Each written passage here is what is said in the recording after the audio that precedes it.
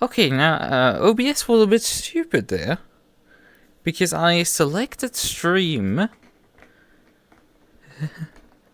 right? I pressed stream and it's like, nope, it didn't take it because I was still on my record profile. Okay, I'm switching over to the other profile. It didn't take the input.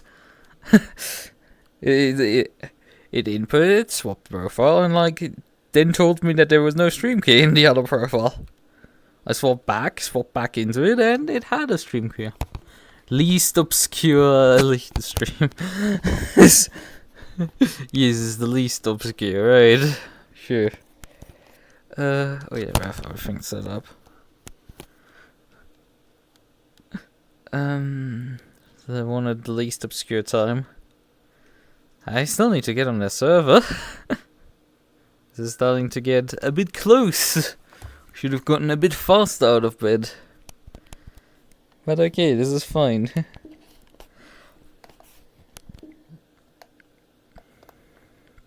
Or at least that's what I'm telling myself. Alright then, good.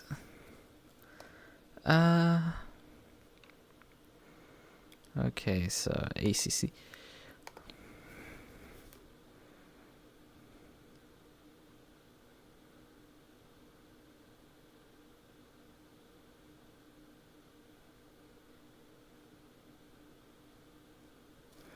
And yeah, I saw you, wondering about the what to come to jet, but he's deep in homework. I don't know if you're gonna hear this ever. I mean, you're not gonna be in the stream. You might look at the vote for like 2 minutes. Fortunately, I didn't mention it first because I was deep in being confused with other problems. Right, we're gonna need to switch car, McLaren, the other one, and then we need PanAm, Pan. Not pun. And we need the password for the server. Where do I find it this time around? Where do I find the password?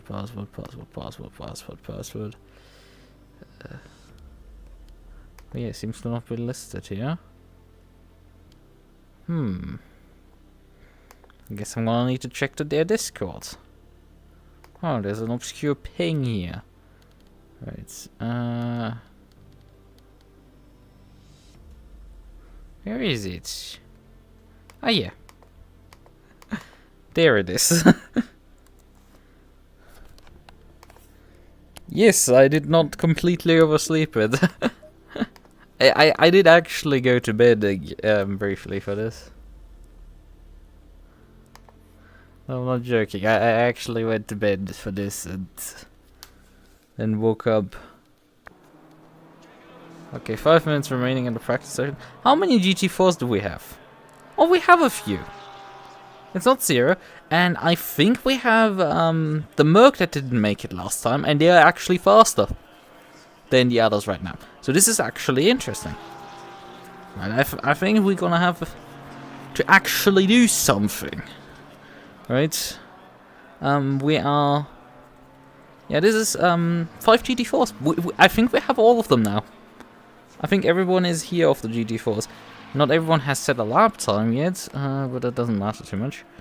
We want aggressive preset.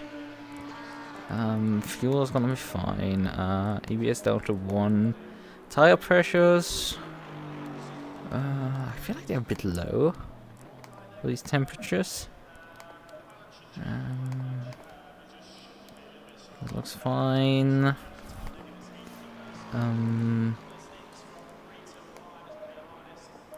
Stiffen the rear suspension up again.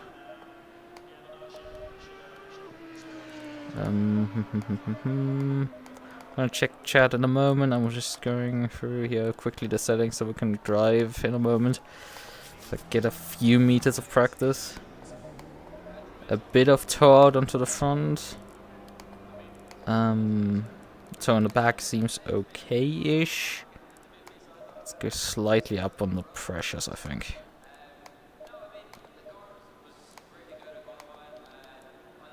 Let's see how this works. Okay. Whopping 10 minutes of sleep. No, I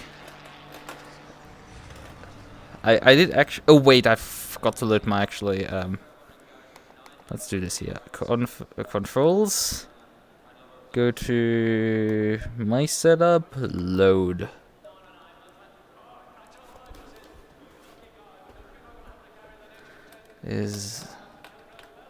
Yeah, I think everything is working. So, switch perspective. Bit limits on. Roll. Yeah, I had about half an hour. So you aren't actually that far off. I did feel when I got out of the course like tired, so I was like, okay, fine, I'm gonna play down for a bit.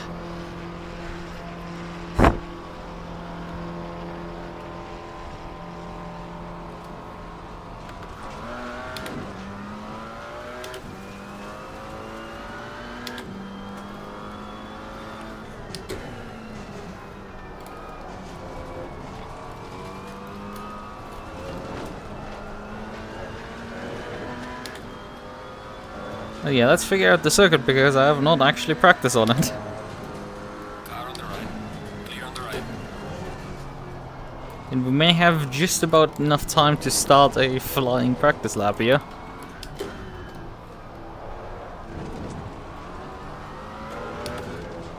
Lebegit circuit, yes.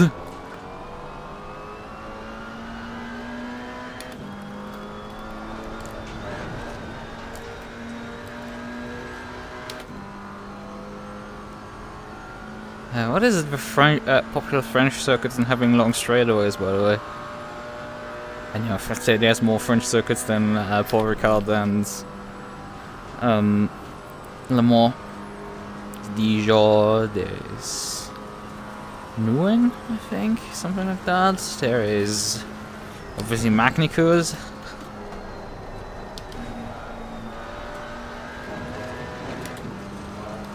Yeah, that's got an invalidation. Like, if you just clip those bollards, that's enough to invalidate.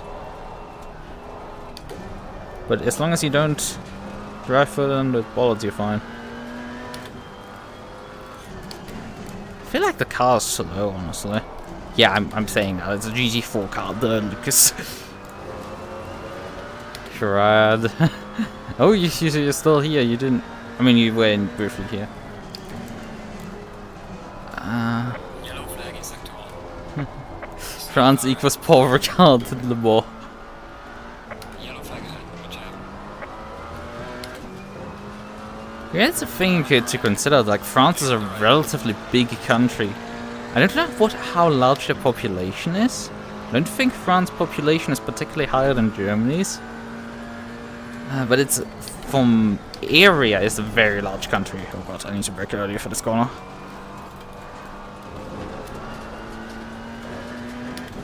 So it's an interesting consider. Also, probably the landscape is relatively different between the top and the bottom. Although I don't know. I do not know much about French geography and culture between regions.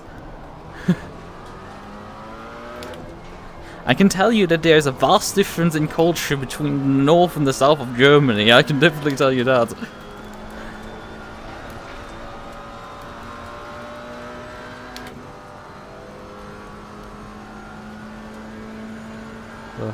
RX, yeah. No chat in the race, yeah, everyone's fine.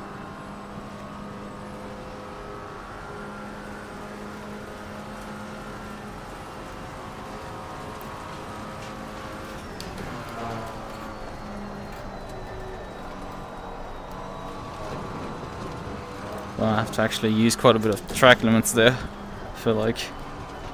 With how much understeer we're coming in here. Maybe I race the rear end a bit more to get a bit more rotation out of the car. How are the tire pressures looking? Oh god, they're actually high. The front tires are high, the rears are not coming up.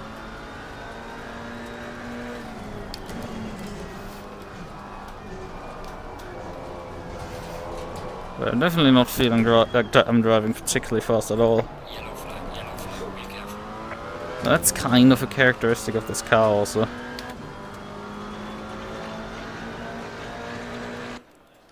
So how fast was that actually? Green light. Give it all you can. It did get a bit warmer now into qualifying. I think we have the first part of qualifying here also as GT4s, but yeah, we did notice that the front's got a bit high pressure. So let's chop that down. Rears were down low, so they get a bit of boost in response. We're gonna probably, I don't know, nap a bit more toe off the rear. Although I think we do need it, kind of. I think we kind of do need the toe on the car. I think what remains really of like getting this thing to do anything in terms of rotation, it would be also we're around 67 million population. Yeah, that's a bit smaller in Germany. Not much, but like a bit. Paw. Yeah, oh yeah, Paw is a circuit, right? I forgot that. Let's briefly check the timetables, right? Free practice. I actually was not the fastest, not even close. I was half a second off the other guy. Oh, this is interesting. Well, this is gonna get spicy. We're not fastest. Half a second off. Interesting. Hello. Oh, fuck you. Fuck you, interfaces. Like, you press the button, it literally does the animation for pressing the button. And it's like, nah, I'm not gonna actually activate it or anything. Stay away from curbs. Got the back button. Ugh. Right, yeah, well, the V. Okay, I think I haven't heard of Lichten. What? Lido? However you pronounce it. I mean, I have no chance of pronouncing it correctly. French pronunciation is hell enough. I need to remind myself that I don't need to pronounce the last letter because it's French. And even that I forget. Yeah, Albi. Oh yeah, Albi. But that's also like a case of like a big straightaways track. Albi. And also putting big chicanes into big straightaway track. Because historic Albi has so many bends in it, has a lot less corners in it.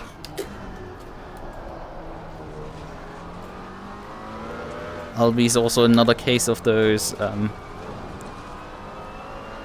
put a big fuck off straightaway onto somewhere. To put not what am I saying? Albi is another case of one of those airfield tracks. Where it's the airfield perimeter roads. But it's the nearest track from home. It's on a Sata. It's a bit empty but very roller coaster like. Maybe I've actually driven that. Because that description sounds familiar. Because there's a track pack for like Automobilista 1. And that includes some very narrow. I think it's a French track that is like very narrow in the sense that like the facility is narrow.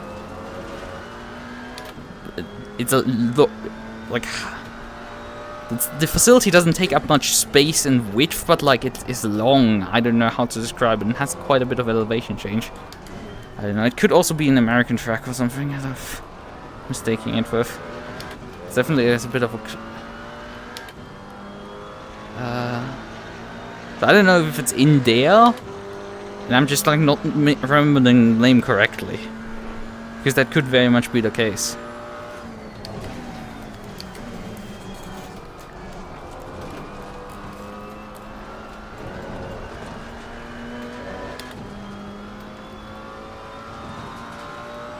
If I probably look at the layout, I'm like, yeah, I remember. And definitely if I load it up, I would be like, oh yeah, that's that track, huh? Maybe I download it and add it to the way too large collection of Sata Corsa tracks. I mean, my hard drive is not quite as bad as Asa's is in terms of full, but like, damn, I have problems.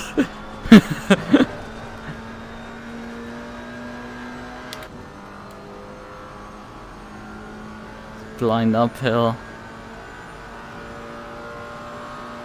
I don't remember a track with like a lot of complicated hairpins. I'm Not Jimmy has set a 2-minute 055 to open up right now. I think that's roughly what they were doing in practice. Let's see what I can provide in answer.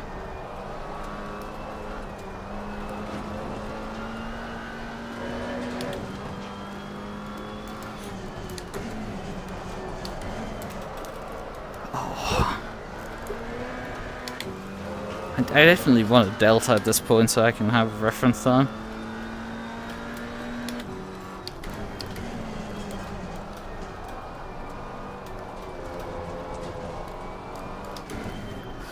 But yeah, I need to kind of focus, I think, on qualifying right now. I know it doesn't matter too much, but like I kind of need to figure out the circuit right now with this car. Okay, I went half a second faster than him. Good. But my front tire pressures are again a bit high. I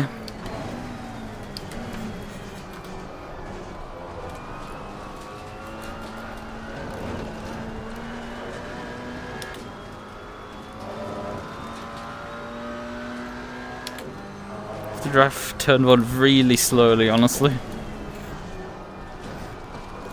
Can't trust the brakes really to do the job for it.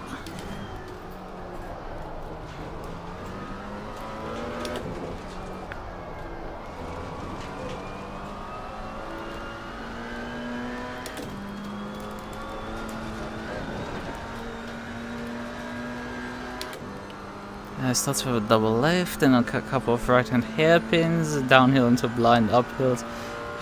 It sounds a bit familiar, but the thing is, when you've driven hundreds and hundreds of circuits, they start blending together a bit.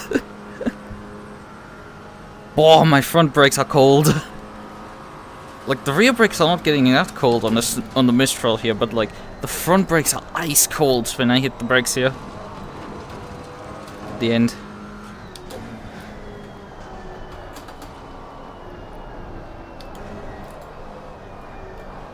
I don't know, man, it's a bit of an achievement to cool my brakes that much down. Maybe I need to stay third actually for this corner. Okay, he's actually answered my time, but I'm coming in with a big answer.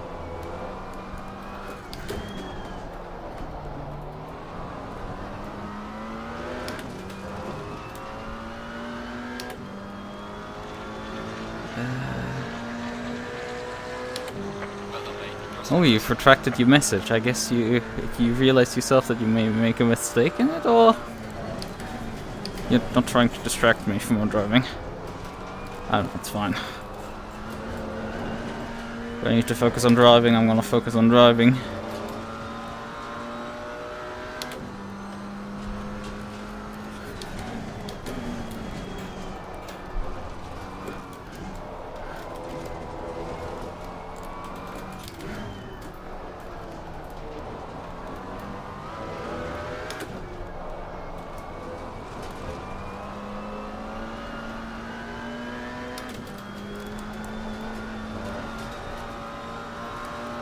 Not much gain there, I lost a bunch of time.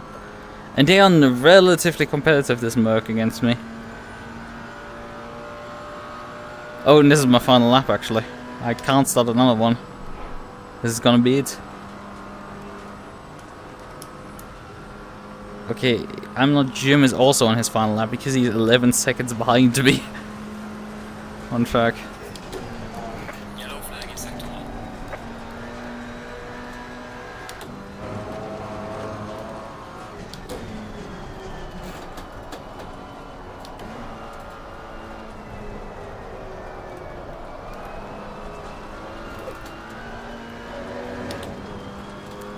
I'm not seeing any gains right now anymore.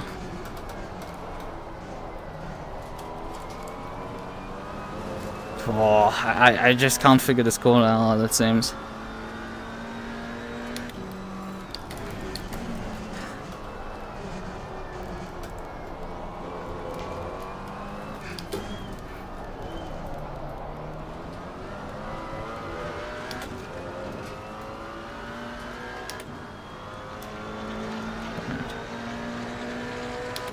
Could have actually practiced a pit entry there instead of going for the line. Let's see. To wait another few seconds for him to cross the line as well. I think he has, so we're done now with GT4 Qualy. Well, actually, Keys did not even put a. Well, Keys is still on the lap. He can still put a. Not Keys. Sorry, Troxel. The Troxel. Yeah, the final guy up in his name to a toilet hole.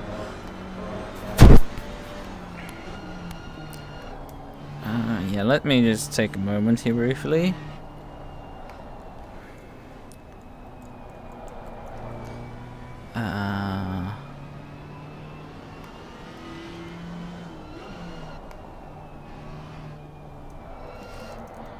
There's my racing circuits and info.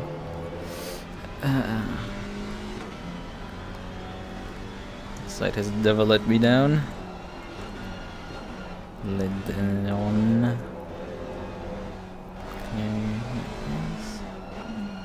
Okay, no, I don't think I've actually driven this. Wasn't this added to iRacing recently? Because this layout seems familiar to me for that. From that footage. Wasn't it? Is it possible that this track just recently got added to iRental?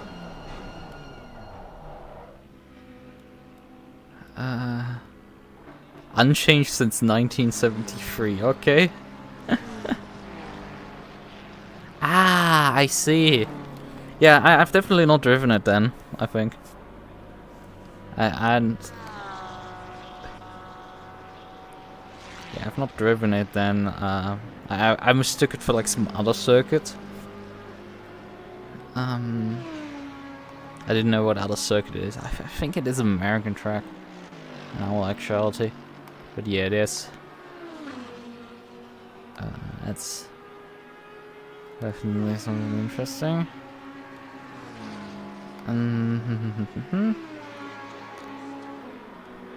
Yeah, so we just need now to find the Assetto Corsa version of the track. So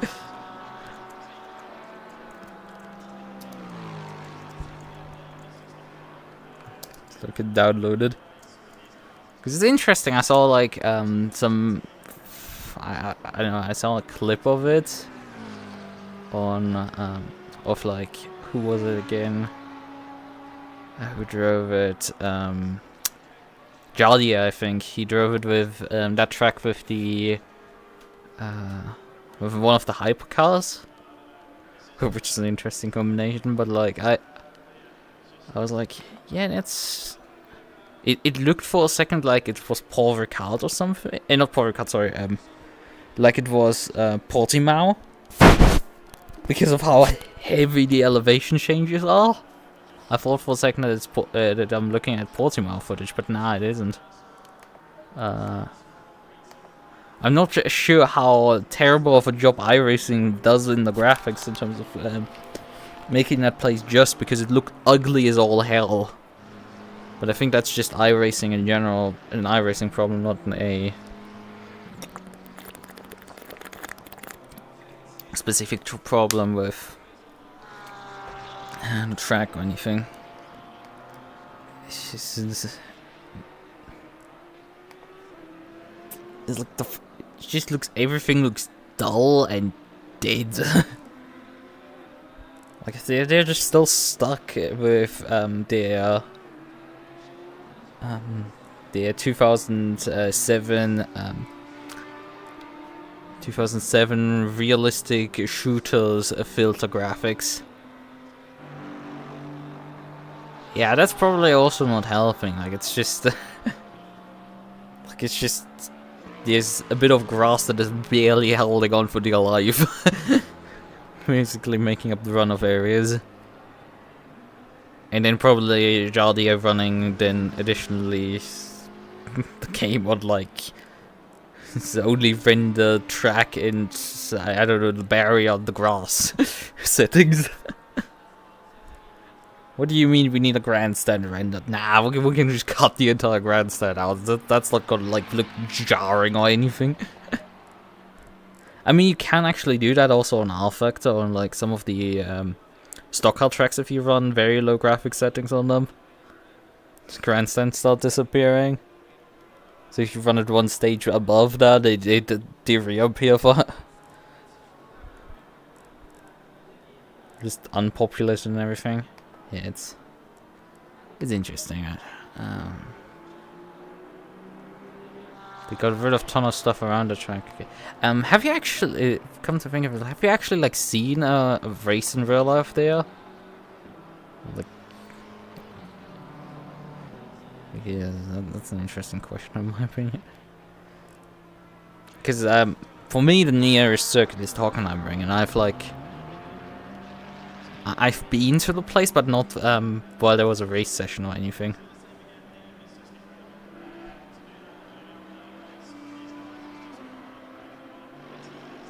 In 2014, okay.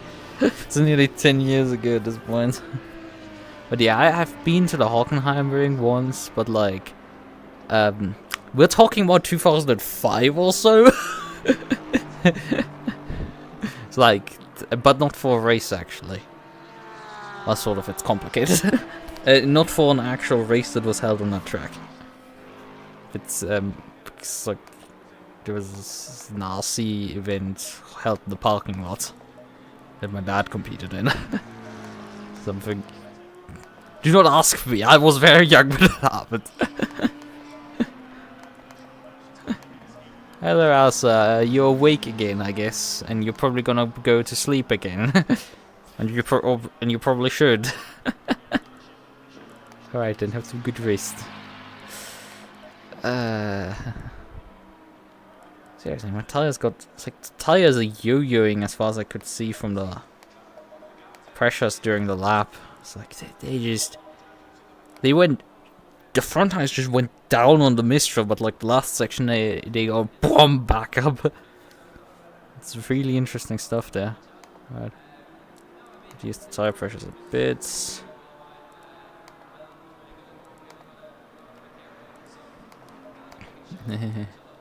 Good deductive skills. Look, I do this as well. Like it's not.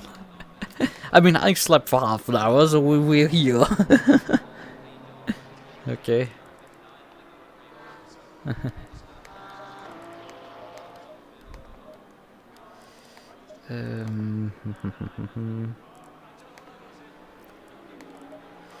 So we do not need actually that much fuel piston, right? It says 2.6 2 liters per lap. Let's actually do a bit of math. We are lapping 2 minutes 04. That was what I at least got down to. Restore 120 minutes divided by memory recall. Okay, and that is 59 laps. Like that's 60 laps times. Oh, actually, 60 divided by 3 because we need to do. Actually, we need to do 3 pit stops. We don't need to just do 3 stints. We need to do 3 pit stops. Ah. So we need to do 4 stints.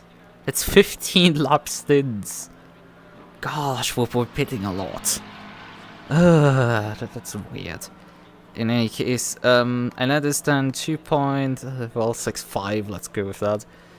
And that's 40 liters per stint. 40. I mean, that's not that crazy considering the GT4s. But still, 40 liters per stint. Holy hell, this is little. Very little fuel needed to do this. It's just crazy numbers here.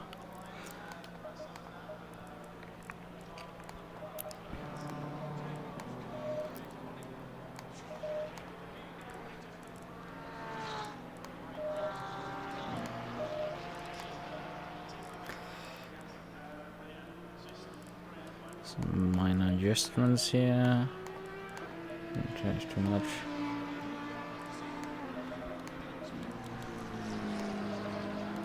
I did notice on the tire wear in the first run was the rear right has a bit much camber. The others have actually a bit little camber. We can actually increase the camber on them, I would say.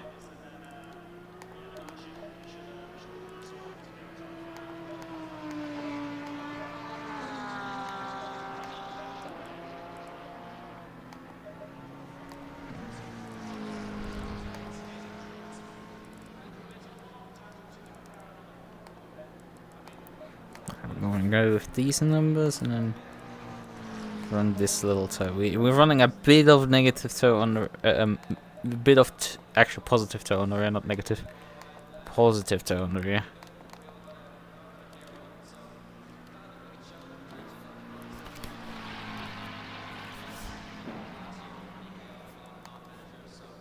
Let's actually take a bit of more fuel at the start, just so we have a bit more strategy margin there. So we can play a bit around with the strategy if needed. Actually, come to think of it, yeah, actually, a strategy that I thought of last race could really work here. And that is changing the tires only once in this race. Because we are not mandatory, we don't need to change tires technically. It's not mandatory on the pit stop. We only need to do a pit stop. 3 of them. So what we can do is to just come into the pits and not do any, just not fuel or anything. Just take nothing and leave it. And save a bunch of time. Considering I have a very small margin actually here to P2. They are 2 drivers, but like I'm not sure I can like beat them that easily. This would mean that I need to take about 80 liters at the start here. And it means that I'm heavier, but like I can get through a race then with just 1 fuel stop, and the other strategy will be we don't take anything and we're just leaving. Strategy 2 will be no fuel, we just drive through. We do that twice. We see how that works. And because I have a lot of fuel, I can actually also play around pitting a bit later and see how they play their strategy. It's gonna be interesting. Let's see how this works out. Yeah, last time I just took fuel on tires because nothing. It didn't matter. And then it's also a 3-hour event, and like it makes a bit more sense. But like when we're in a 2-hour event, just driving half an hour stints. Yeah, I mean, yeah, it boils down to half an hour of driving. Like, sure. I mean, the other one was also like what, 45 or something. First stint. What are we waiting for at this point? Pole time was a 53.1. Jesus. GT3 is fast. I mean, with my pace, I think I would have gotten, yeah, I would have gotten in this, like, tight fight between P5 and P10. It's probably where I roughly would end up with. Well, it was relatively cool with 23 degrees, so, yeah, would favor probably me a bit better. Right, 3 pit stops. Actually, we need to refuel. But we can get away with just refueling a tiny amount, so you need to refuel, but we don't need to refuel that crazy number, so just briefly adjust the strategy again.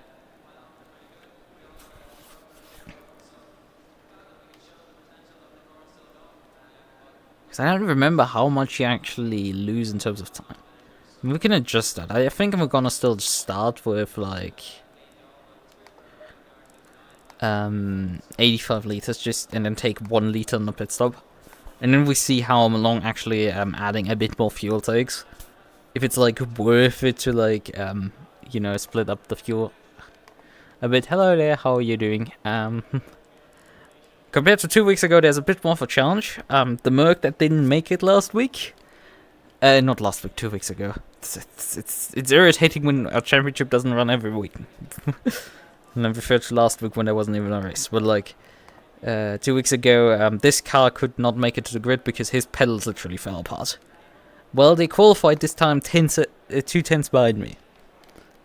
So yeah, we have to be aware of the pink Merc. The others here, like 2 seconds off the I mean, we could check quality times briefly again. GT4, yeah, he's 2 tenths slower, but like then the next car is like 2 seconds slower than him, and then like another half a second with Rust, and then Troxel is a whopping 5 seconds slower than P4. So 7 seconds off the GT4 pole time. Granted, his only valid lap was his last one, but still, that is a fucking achievement. I don't know how this is gonna go for them. Let's hope it goes a bit better than I'm expecting from that gap. Like, boy, you need to do a bit better. Like, the 2 second guys, they're fine. Like, they're just not as fast as me. They're like a slightly above average driver. Like, if we just... You know, if we would drive GT3, we would be fighting for top 10, top 5. That in that realm, roughly, I think. Where I would be pace-wise with my McLaren. But, like, if I've just noticed there's someone with a 650S in GT3. There's not just a Lexus, an Audi. No, that is an Evo 2 Audi, I think. It's not an Evo 1. I'm pretty sure it's an Evo 2 Audi. Because the rear wing assembly is slightly different between those two cars. It's interesting. They have a different steering wheel and a different rear wing assembly. Those two Audis. The Lambo, I'm not sure you can really keep up. I think they have a different roof scoop. That's the difference between the Evo and non-Evo version. But from the cockpit, they're identical, I think. And the McLaren as well has like an identical cockpit. I don't think you can actually keep them apart from the cockpit. You can keep them apart from... Yeah, I'm driving GT4. It's literally in the title. And it should also show up in the standings if the overlay works and everything.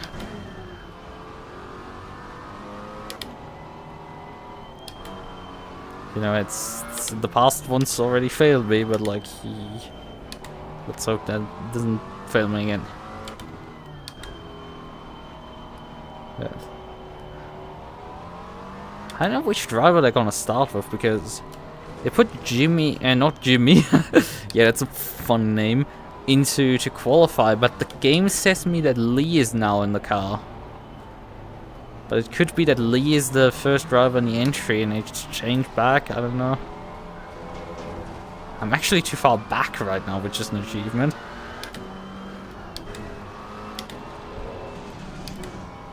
But yeah, I regularly drive GT4, so it's like, if the option exists, I usually drive GT4. It's just there has been a drought of GT4 championships with GT4 in it. A bit. Like, I'm basically driving all that are out there at this point. It's a bit of a problem with how few there are. We only have a very handful of them remaining. Like, SRXP has canned GT4 as a class because there's just not enough attendance. I'm kind of expecting these guys to do it, but we actually have better attendance today than last time. So, you know, we might actually just survive as a class. Also, what is McLaren doing? He's just dropped back massively.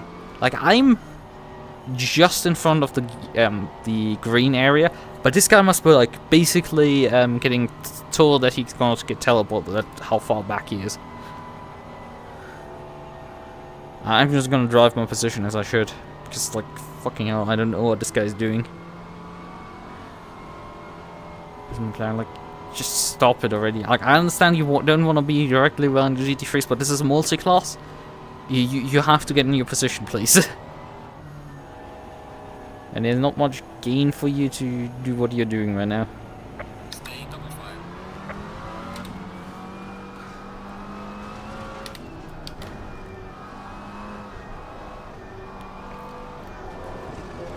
I mean, heck, in the past, like a year ago, you would see me exclusively driving basically GT4. And that with the Maserati specifically. Unfortunately, 1.9 has killed that car for good, so I've been a bit fighting to find a new GT4 car to drive. I'm sort of settled in with the McLaren, but I'm not 100% happy with the decision. I think it's a bit boring to drive. It's interesting when you're fighting with people with it, because you can just blast by them on straightaways, and that's hilarious fun.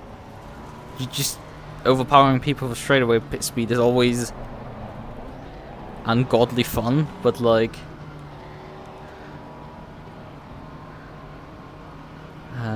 otherwise GT4 is a... Green light, go, go, go. Oh man, the others are way back there.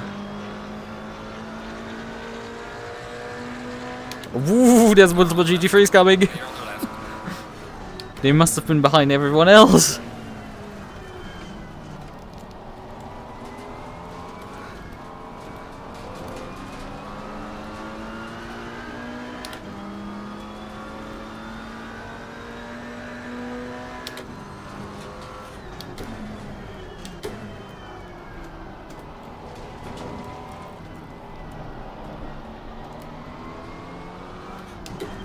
One of the Alpines actually got... Ooh, there's must be... There's multiple cars. Fuck. Got some light there. Oh, come on! Fucking hell! Clear on the left. That's the last thing I needed.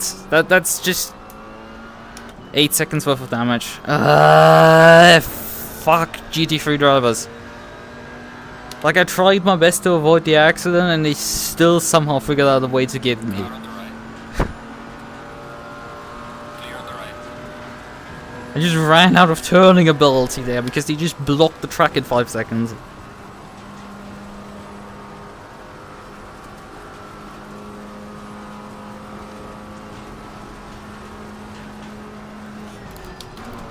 Oh fuck, fuck.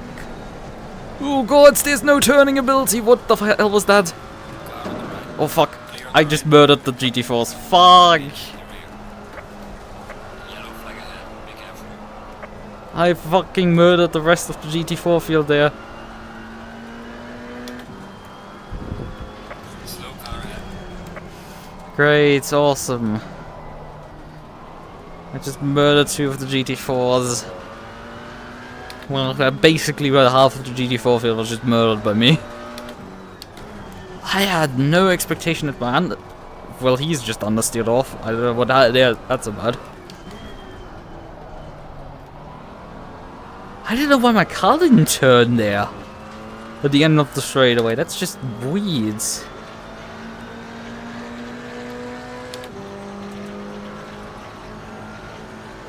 Problem is, they were probably side by side at that point. That's why they couldn't avoid me rejoining. Clear on the left. But I didn't have a ability to see them either. Because I'm off track effectively. It's my fault. I don't know if they're gonna figure that out or something. Lee seems slow. Maybe he took also some damage in an incident on turn on lap 1.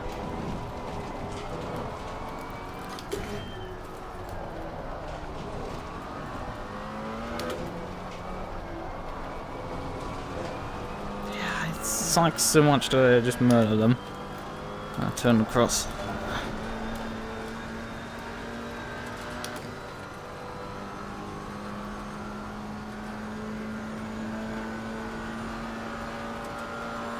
I've moved to the left, yeah. Car on the right. Clear on the right. He still has his indicators on.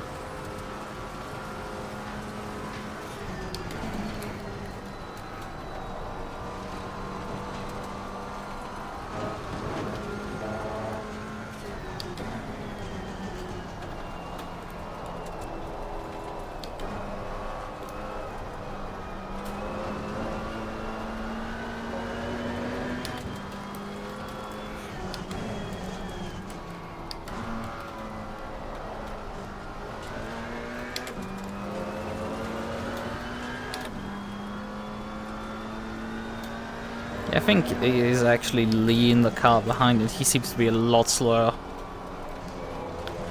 Practice time must have then been set by Jimmy, I guess. Well, I guess that's a lot less hard, but like it will depend on what penalty I get for my rejoin, honestly. I gotta instantly as a drive through. I'm come here. I need to drive that gap out again. You can brake so much later than me.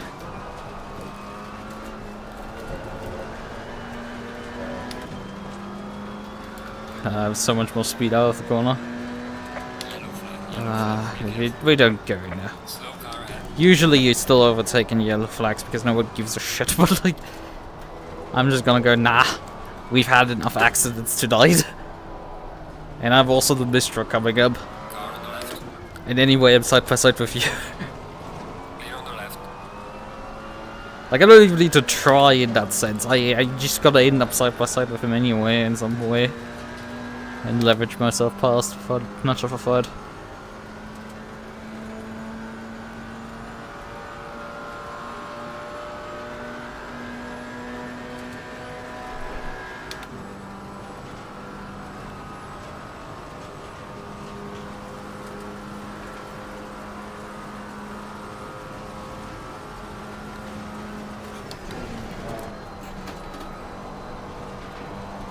Well, he actually stayed with me quite well down the straight. Actually didn't pull too much on him. Considering that's an Alpine, like that's absolutely amazing what he's done there. He must run like no downforce whatsoever. I think to even be remotely keeping up with me that. Although on the other hand I had to, I think, slow down a lot for for the corner there.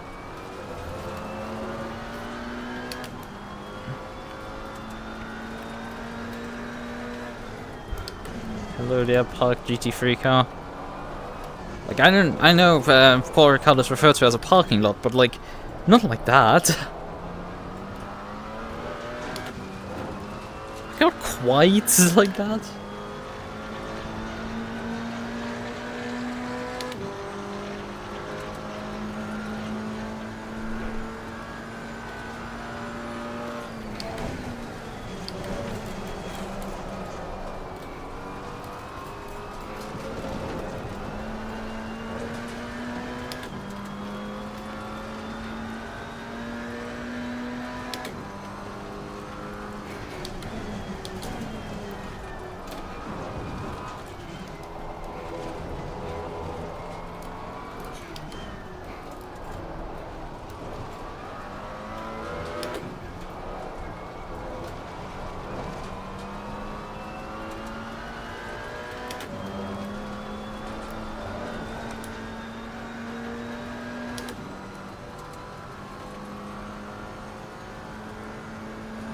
Yeah, the Aston actually did one of his pit stops already.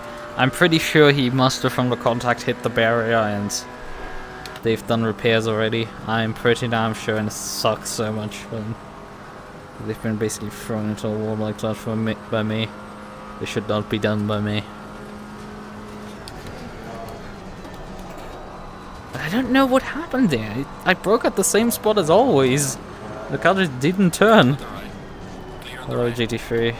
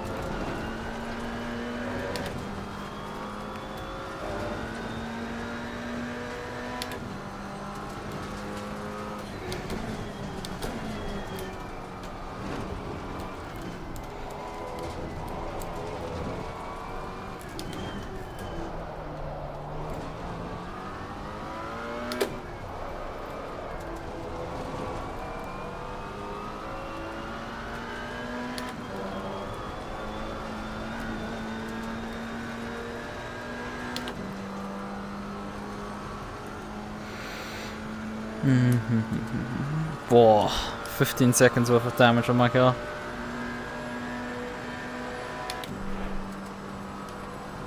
I'm actually not gapping Valentini much right now.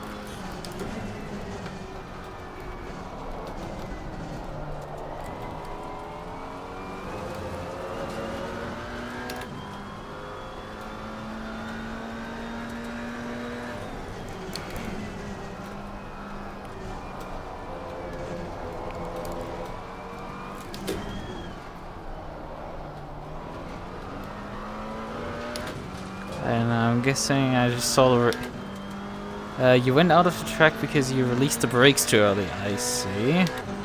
Well, I don't know, I'm guessing I just saw the replay. That's interesting.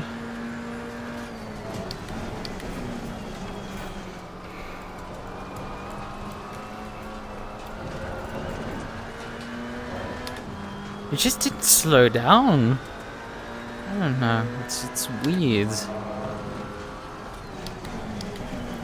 I don't quite get it.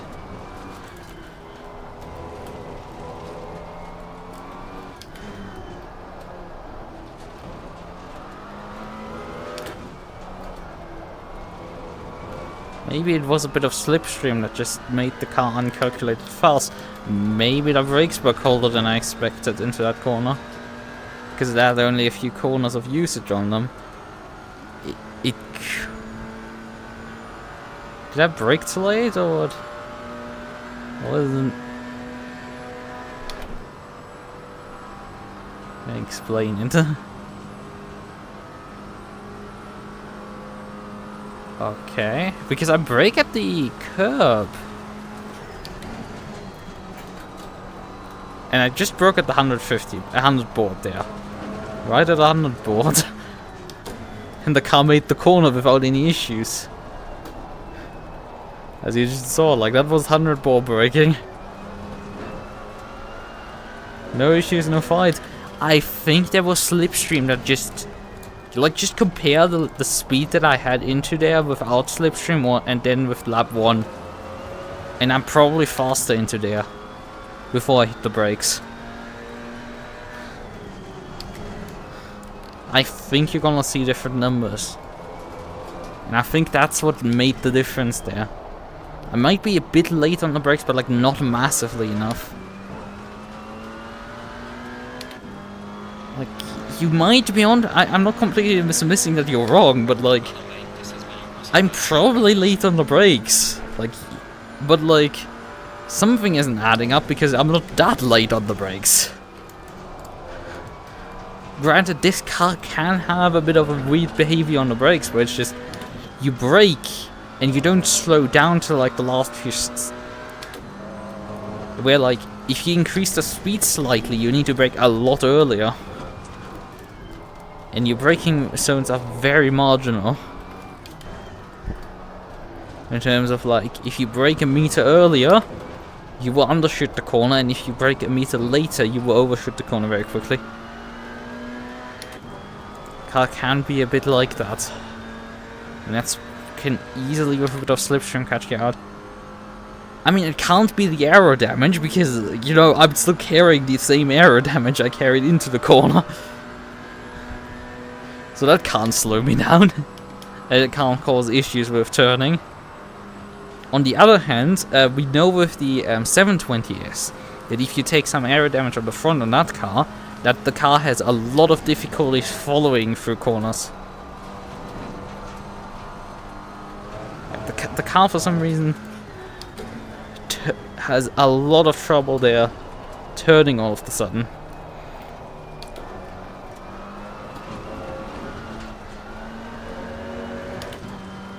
When you're following, but like it's fine basically when you're in clear air. you're able to produce mostly the same lap times, but like you have a car in front of you and you suddenly have no grip in high-speed corners with the 720S.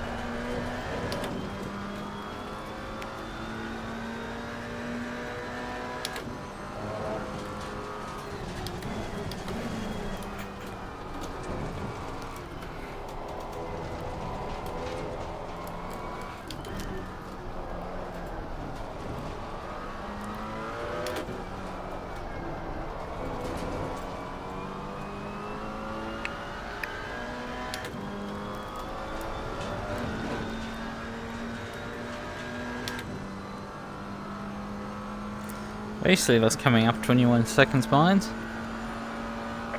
a slow car ahead. That's odd, because that's like nothing. Maybe it's the tires not being up. Wait, what? We have a. That's the 650S again. I don't like it when somebody parks on the straightaway. I've crashed into someone because of that before.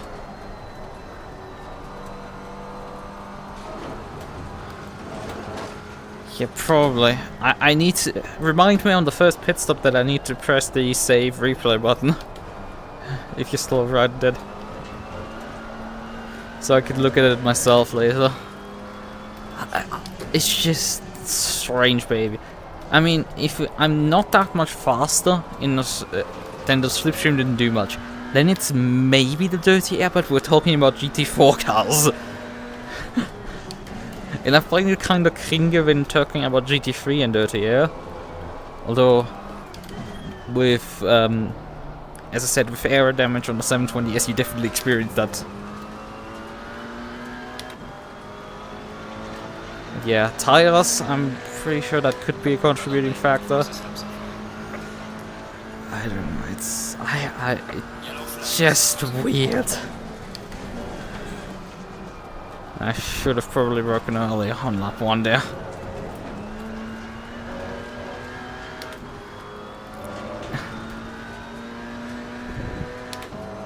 Yeah, but like it's GT4 for crying out loud. Also, I wasn't even that close actually to the car in front. Like with GT3, sure, with air damage, but like as mentioned, but like.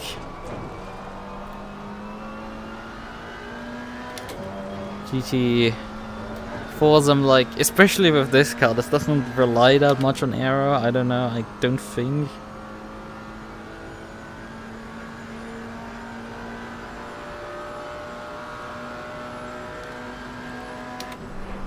I don't think he... Is he still standing there? Oh, he's parked further up the road, but like he's still standing there. I don't know, man. Just return to garage if you're not, if you have to like leave or something. I know it's gonna cost time, but like if you have to already like, I don't know, dig your kids out from underneath the glass cupboard that fell on top of it. That's an infamous joke that like anyone who isn't German doesn't get, and probably those don't even get because it's just like too obtuse of a reference. Car on the left. Faster car approaching. Watch out. But in case something like that happens, then you just need to like, I don't know, leave quickly. Just return to garage because, you know, you're gonna have to wait the tow time off anyway. Like that's just not gonna make a difference at that point anymore.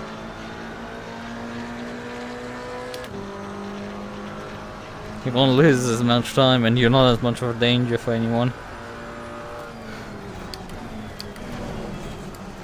Because it's real awkward when somebody hits you while you're standing there. Faster car coming up behind you. Like, you will feel even worse than I feel after taking out half of the GT4 field without knowing why.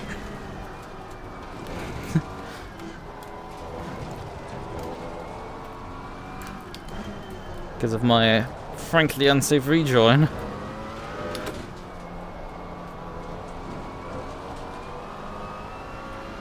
Car on the left. Clear on the left. Yellow flag in sector 2. Faster car coming up behind. I mean, some people don't think in general, so... Clear on the left. And frankly, that's fine, kind of. Yellow flag ahead. Child in front. Like, I don't think that much either.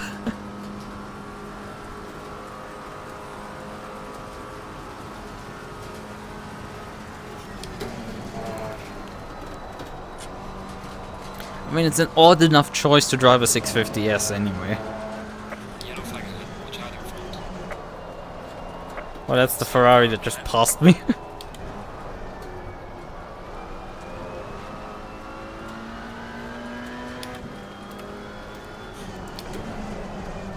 Luckily he stayed in front of me, but it's impractical in terms of slider. Valentini's already 30 seconds behind? He must have spun, because he was 15 seconds behind a few seconds ago. I know, that's an interesting statement to make.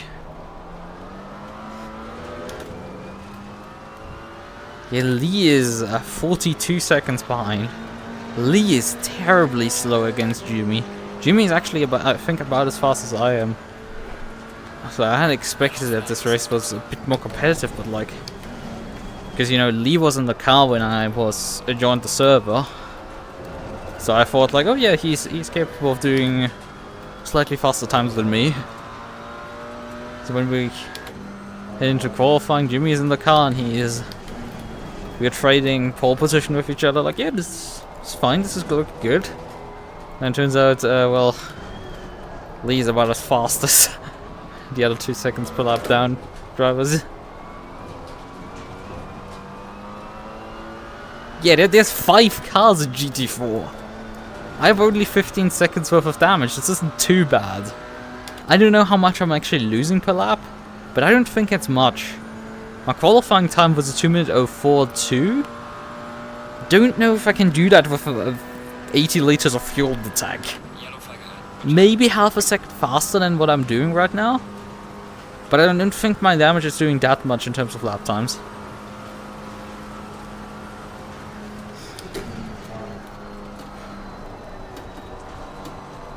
Faster car coming up behind you. Also, I am not sure if the others also didn't pick up some damage in that accident on lap 1. They did drive around the left-hand side of the accident, so there's a chance they got lucky and avoided everything because they did the right choice, not like me who went to the right, trying to avoid everybody going to the left, and then basically screwed himself over.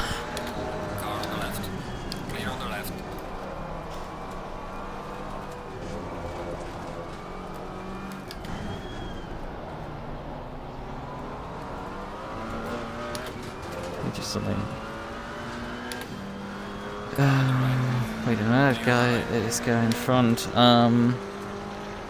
You mean which one? You're probably referring to one of the guys who just passed me, or are you referring to the race leader?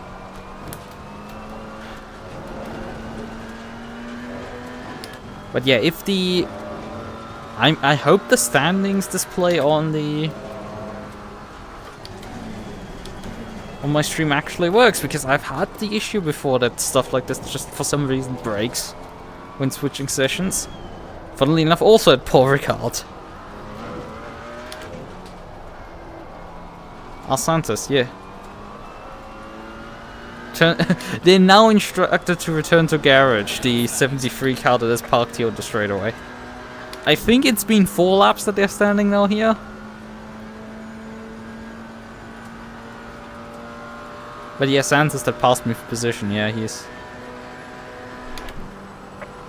Yeah, I think I also know that name from somewhere. It's... seems familiar. But I can't pinpoint. Standings are displaying. Okay, good. And you should also see me leading GT4 because it should switch between showing the overall standings and GT4 standings.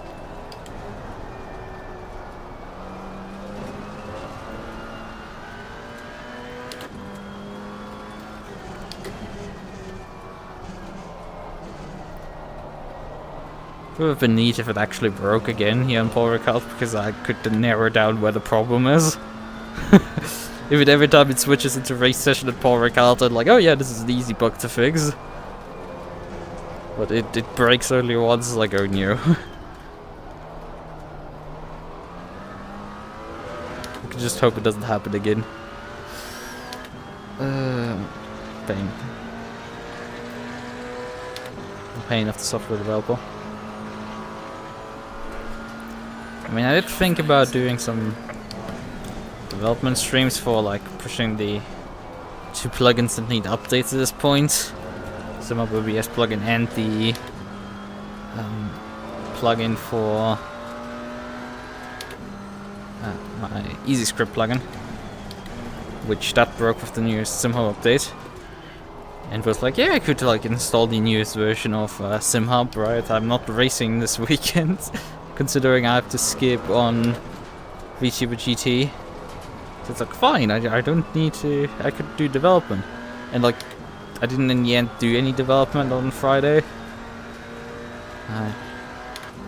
Like, yeah, I'm gonna scroll a bit, on the surf the interwebs a bit and like, oh, well, I mean, at this point it's not really worth it doing it, so I don't know, I'll probably just skip on it. I should really put a schedule out and keep trying on hitting that schedule instead of like, you know, spontaneously streaming. It might, you know, help people actually watch my stuff. Not in the sense of getting in larger audience, but help people that want to watch my stuff actually be able to watch it. That's what I meant.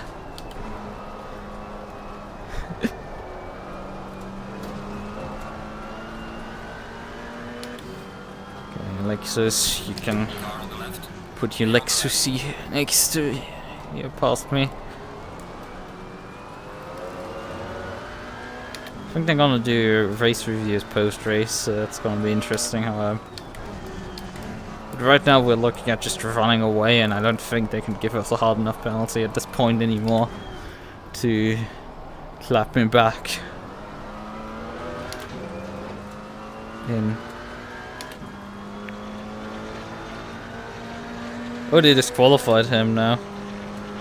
So the guy is parked on the... Oh, not VGT actually. Oh, they actually clipped penalty, so you can continue. In any case, I'm... With the Track EU, I'm not driving the, what is it called at this point? I'm driving the... they've renamed the series because drama stuff, but like... it was the VTuber GT Championship. I don't quite remember what the name now is. It's, I think, VTC? The VTuber Track EU Championship? I think something like that is now the name of it. But yeah, I drive in that one. Today would have been Sandward. And I was, while that race was happening, eating dinner. Because the ancient one reserved the table for the same time slot as the race. And I went like, and she told me that on Friday, I just went like, oh fuck. Oh well, we're gonna just... I'm gonna sit that round out. There's 2 dropped rounds anyway, I can get away with this. Although it doesn't help in my fight against Emilia Anderson. She's taken also 1 drop round with missing out on round 1.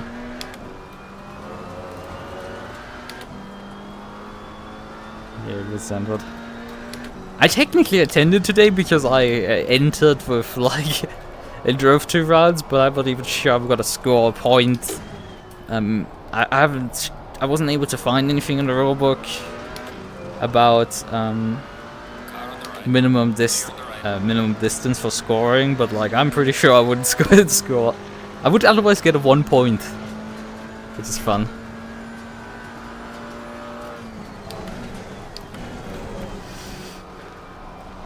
Faster car behind you. Yeah, I couldn't touch her in Kyalami. Which she came out of nowhere there, and like I didn't prep properly for Kyalami either, so that didn't help. No, we're not letting you by there. Go fuck yourself. Car on the right. Clear on the right. Faster car is approaching. Watch out. But I mean, she's gonna probably get the win from Riccard, because Riccard is like, he had an accident with Jordan, while lapping Jordan, a collision. I don't know, man. It seems marginal, but on the other hand, if he just gets like a 5-second penalty, that's enough to lose the win. Like, he's probably gonna keep P2 then, but like, he's not gonna win. And that's the thing.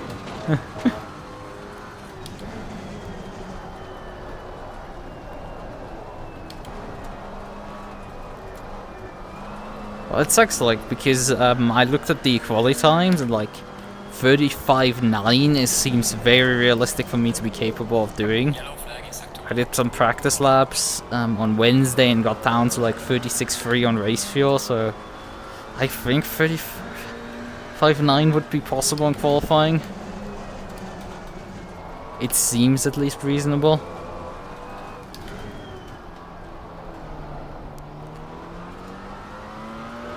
Compared to the Kyalami, where I have no clue how they got that pace. Like, I just couldn't touch that.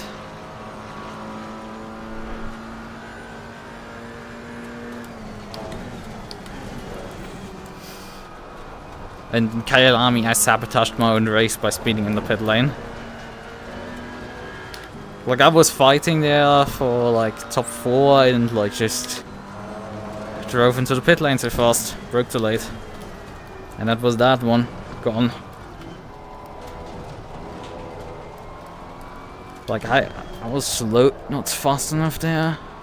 I mean, granted, I was fast in the Trackalicious round, but Trackalicious had lower temperature, I think, than what we ran in VGT for Kyalami. Kyalami in VGT was, I think, hotter than Trackalicious. So when we ran Trackalicious, that was, I qualified down to like, where if I said. So this incident between Risk and everyone. I think it was on the official broadcast. But it was a very minor incident. I'm not sure 100% that he should get a penalty for that. But it's like the perspective isn't 100% clear. I mean, he is on the blue flag, and Riska's putting his nose in there, but like the question is has he sufficient overlap on the turn-in point? Jordan does not give him particularly much room. He bounces off and arrives into the gravel, and that's at the, I don't know the corner names for Sandvoort off the top of my head, but it's the chicane pin, you could call it. That on the back, after the back straight, that right-hander that leads into the 180-degree left-hander immediately. 90-degree right into a left-hand 180 hairpin. That corner. And Resko put his nose in there and. Ooh,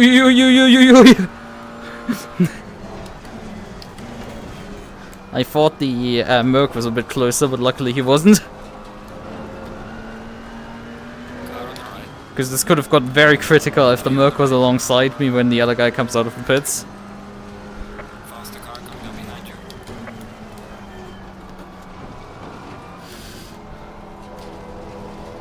Hans corner. Hans Bocht. Yeah, that's when the incident happened. I think around the, I think between like 20 and 10 minutes to go. So towards the end of the race this incident happened. Because I was looking at the official replay to see their commentary on me coming back into the race for 2 laps. They did briefly see me and show me briefly on stream. When I drove out of the pits, so if you knew what was happening, you could definitely see me doing keyboard inputs, because my steering inputs coming out of my pit box was very jerky. It looked very interesting. Yeah, I drove for like 2 laps and a bit on a keyboard.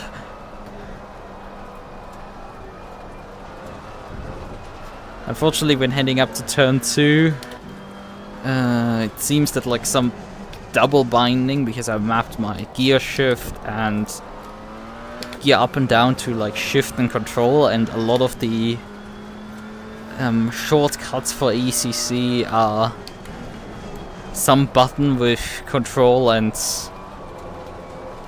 control shift and alt being used as modifier keys. So a lot of the default key bindings do something. And I'm steering with WASD.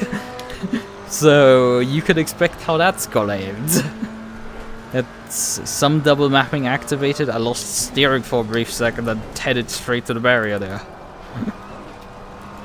And I was like, yep, I've totaled the car now, and I'm not gonna bother repairing this because I'm anyway not in the race, and better not get in anyone's way. Because I was able so far to just stay out of everyone's way. Because I definitely don't want to influence anybody's race while I'm doing stupid shit. Come on. Right, I should probably pit. Sure, I have a bunch of fuel, but like I should get my first pit stop done. That's just this. Oh, all the damage is bodywork, by the way. So that's fun to figure out. So a liter of fuel is 0.2 of a second. Car on the right. Clear on the right. So how many seconds would be like 40 liters of fuel? I could figure that out later, but let's just briefly dial that in. Just try that. It's about... that's what? 8 seconds extra to what you need to do to get... That's fair.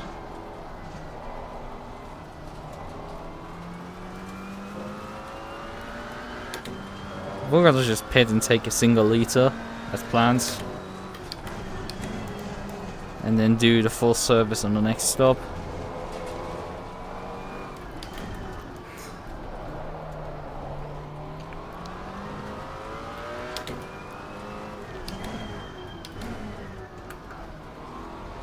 Definitely avoid speeding into the pit lane. Where's my pit box? There it is already. Good.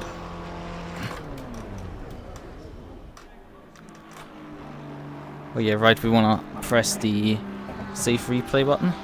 But also we need to very quickly start the car back up. So, where's the key? Yep, that was the saving replay key. Good. Thought of it. Right. Thank you. It's already done. But thank you nonetheless.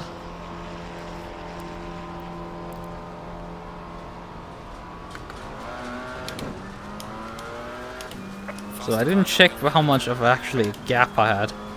Next car behind is a GT3 actually. Well, besides the GT3's right behind me on track.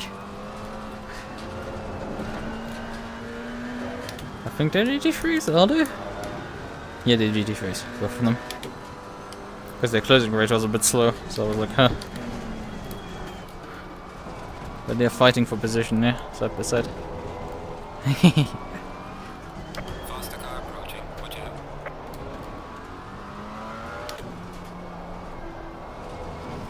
But yeah, I have a GT3 car that's the next car behind me for position. Oh god, this is gonna get fun. Clear on the left. That was not particularly funny. Car approaching. Watch out. That's a lot of momentum. Eaten. Like I should stay on the left and let them by. Clear on the right.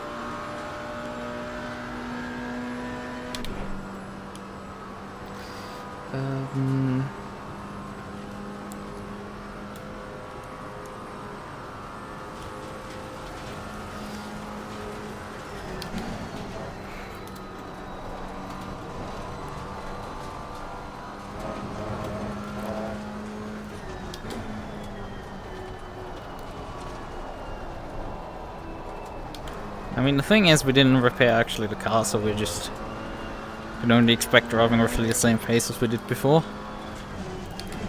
Probably will do my repair stop on the hour mark.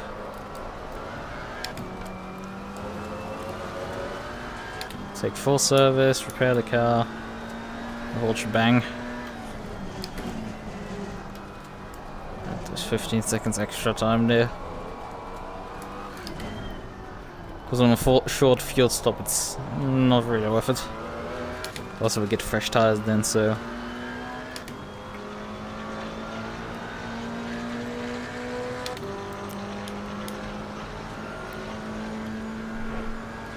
Yes, we are. So far, at least.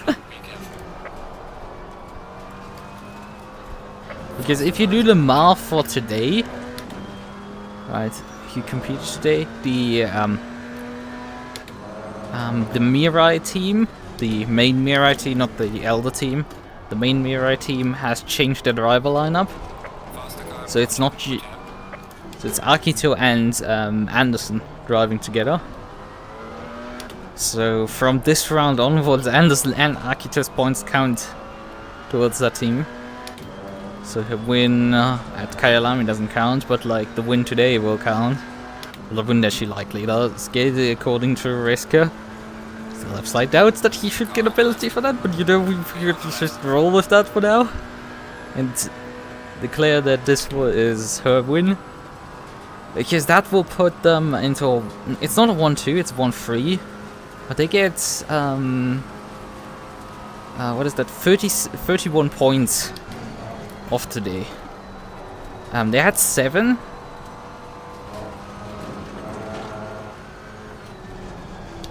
Actually, not 31. It's 41.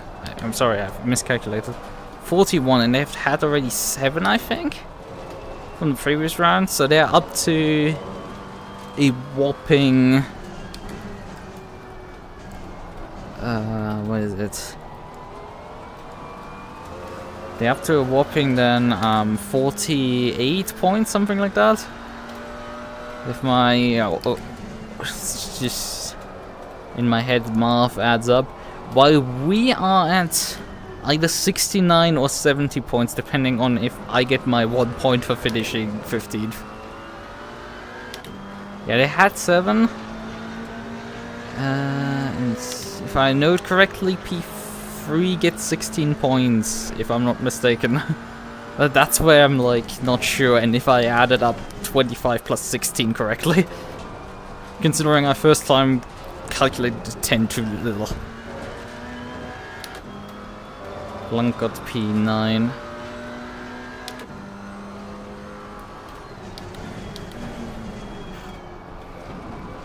Yeah, that's for the Elder team. The Elder team is, I think didn't have any points, I don't know.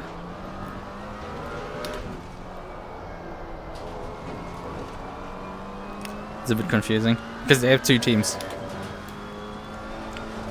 They have the Elder team with Blanc and no, I mean, if you're looking at SGP, you can actually check the scoring system. If you're just looking at the tweets and stuff, you can't. But their point system is, if I know it right now correctly, 25, 20, 16, 13, 11, and then it's 1 point decrement down to P15. If I'm recalling it correctly. So it's very close to F1, but not quite. It gives points down further down the range. And the gap between the winner and P2 is a bit smaller, but you still have a very large incentive to finish. Like, a race winner will still gap P2 by quite a bit. While if they're fighting for...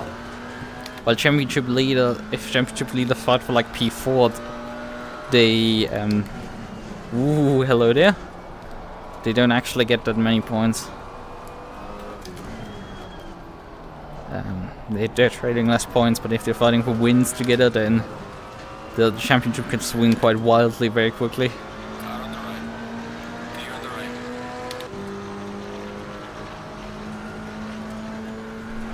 He still has his indicators on. Also, what I'm just noticing, we're probably driving into the sunset here. I don't know if we're gonna see darkness here. Sure, the sun is relatively low, but like... It's gonna take at least... We have only an hour 14 remaining on the clock, so... The race might be done before the sun is fully set.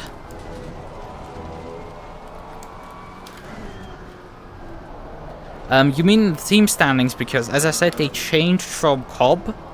Cobb 90 is not gonna arrive this season, so they're changing from Cobb to Emilia. Starting this round. Starting with Sandwort. She is driving in the Mirai main team. So that's why she's not enlisted in the team standings. I think I also lost the lead to in the driver standings due to my missing of this round. Because after Kailami I still led the driver standings, but like unofficially. Because the drop rounds aren't included on SGP till you do the final race.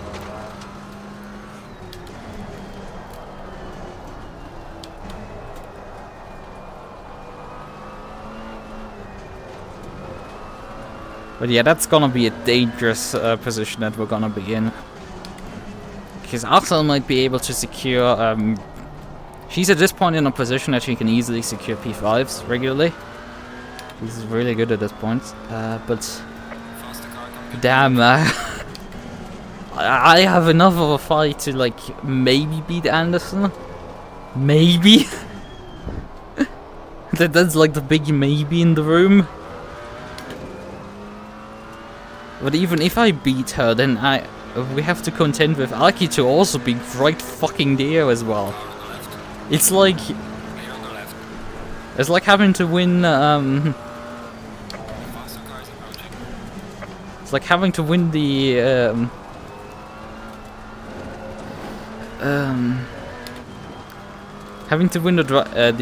manufacturers championship, but your opponent team has both Hamilton, Verstappen, and Rosberg as drivers. Yeah, okay, it's just 3 drivers, but like you get the point. 2 world-class drivers, and you're like alone. Like, you have a good driver as a teammate, but like, he's not a world champion. She's not in a position of championship material yet. Car on the left. Faster car is approaching. Well, I mean, Kyalami, I did that. I raced against them. Clear on the left. I was mainly following the battle group, though I was not quite able to touch them in pace. Kyalami was not particularly a good round for me. After all, I got the penalty, but like, that doesn't matter. In the first half, I did follow them and got a bit in fights, but like it didn't really amass too much. It's gonna get an interesting season because what's his name? Well, Reska is back if he's driving more than 1 race. He's driving more races, but yeah, Reska is up there. Emilia, yes, yeah. What is his name in Kyoso?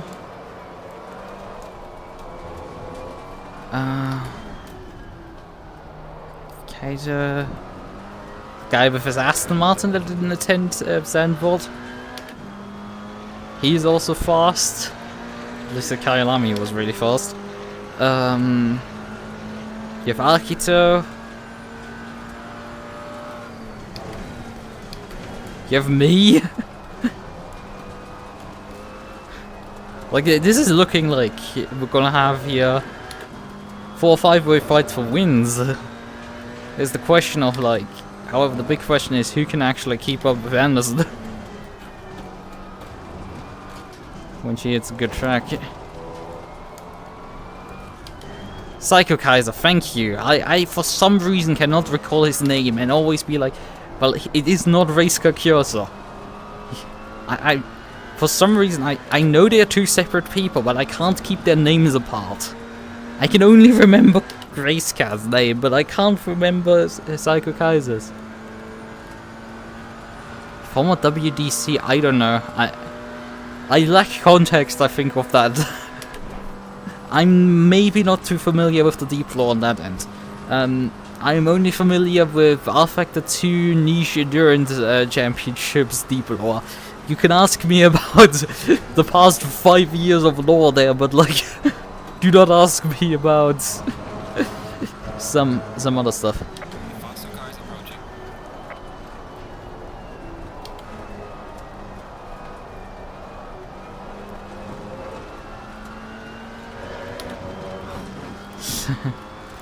Yeah, it's similar enough, and it just irritates me.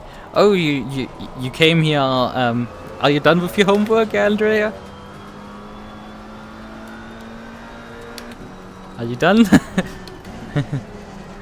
Because I saw you right. That you have stuff to do. It is fine. I mean, be responsive and do it more than 5 minutes before the deadline. It usually doesn't end well, I can tell from experience. Car on the right. Faster car behind you. Clear on the right.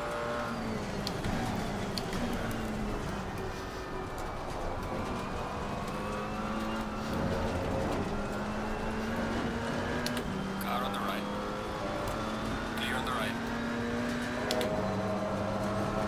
Car on the right. Clear on the right. I mean, I was so close to actually passing this semester. What is it? Programming and algorithms or something like that. Programming algorithms, and failed because I just didn't quite score enough points on it. I just didn't get my license in quotation marks to actually write the exam because I was just shy of a few points. Oh, you're sad. What happened? Did you turn in too late? Miss. Yeah, I felt I was slightly short, and I would have honestly actually probably made it easily if because I had not turned in one of the exercises because I couldn't solve it.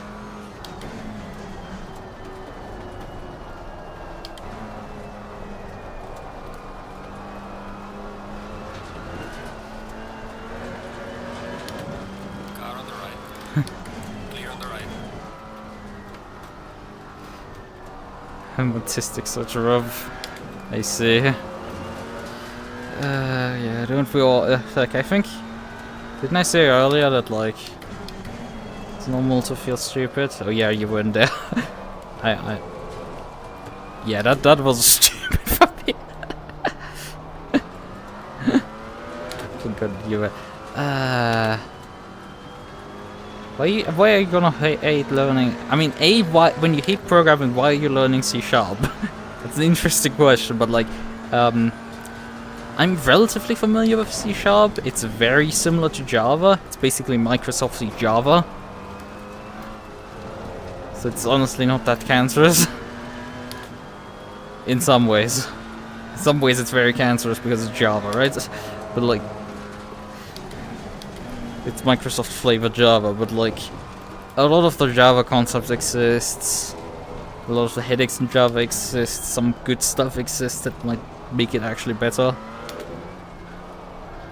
Otherwise C# is not actually that but terrible. C++ on the other end is hell on earth. Yellow flag in sector 3.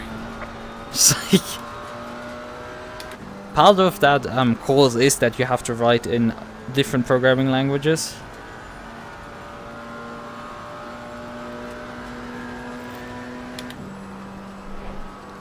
some of the the exercises are oftentimes just vastly different programming languages.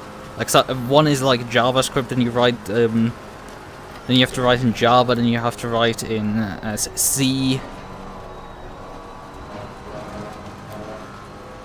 What else did we have there in terms of stuff?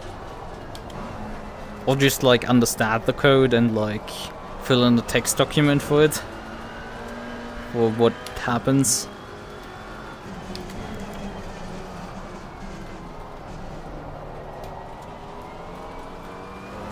So yeah, but like just C++ and C's pointer hell is honestly just, it's just hell on earth at times.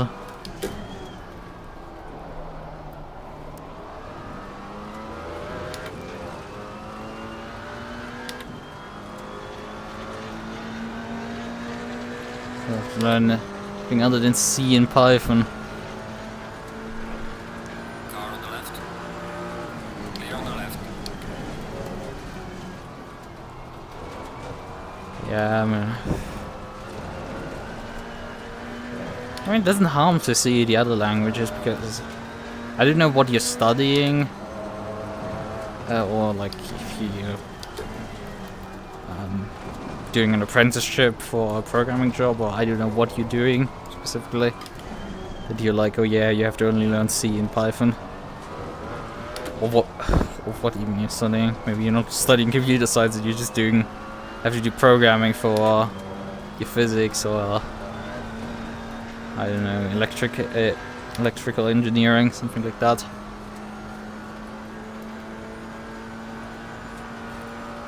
I mean, I do like coding, it's just it suffers at times from the same problems that I'm slow at doing anything, so that's fun. Yep!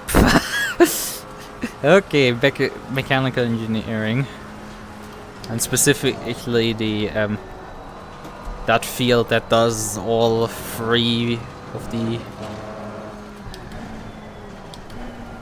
I can't remember which three components mechatronics is again. It is computer science, it is electrical, and I think it's mechanical as machine construction as well, so it's all three rolled into one. So you have to contend with a bit of programming. I mean, as somebody who does pure software engineering, looking a bit over the water of the pool is at times kind of required. You shouldn't just do one programming language. Electrical, computer, mechanical systems. Yep. I have a rough idea. I'm just terrible at describing it. I'm sorry.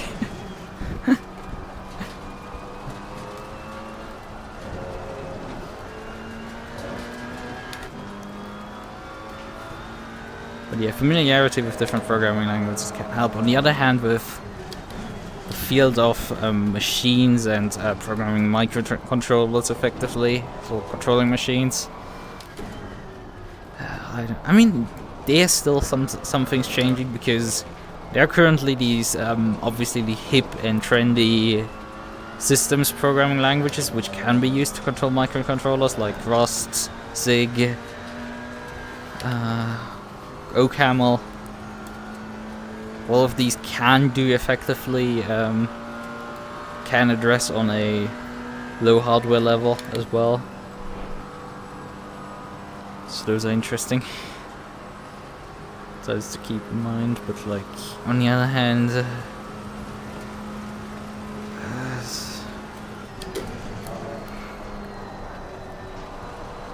it's a broad skill set, so it's like that's having to keep up with. Do you need to really keep up with what the software guys are doing because we're inventing a new JavaScript framework every 5 minutes? You definitely don't need to know that. For all that you need to know, I guess, is to just, I don't know, tell some front-end engineer to implement one. Although when it comes to machines, they do need be able to display data, and making that usable to the user is its own little challenge as well. Because user interfaces are just hell on earth.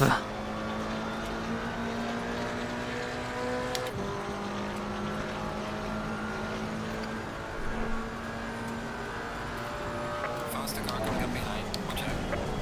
I mean, as said, like, the thing is you need to understand programming. You don't need to really understand a programming language. Although understanding C and Python gives like a relatively broad understanding of vastly different paradigms and how things can be done vastly differently. From a strongly typed non-memory managed language to a Faster car coming up behind you. script language. Loosely typed script language. Yeah, those are very vast differences.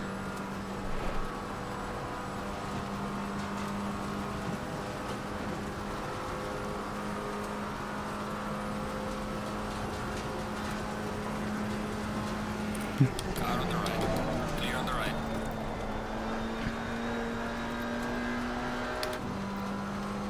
I mean, and that of course I actually completed this semester. I mean, I don't know if I actually passed the finals. I have to wait for the results though.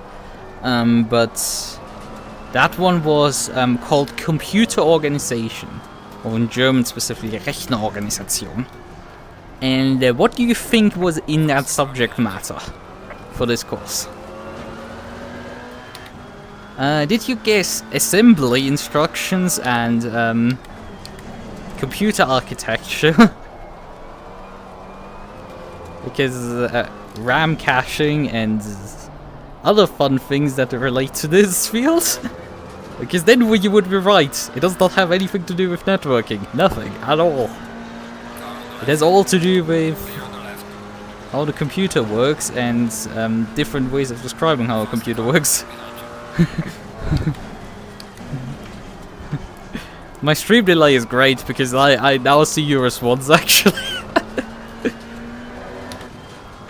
Oh. Of cable management, file management, like nah, that was just miles off. Clear on the right. Faster car is approaching. Watch out.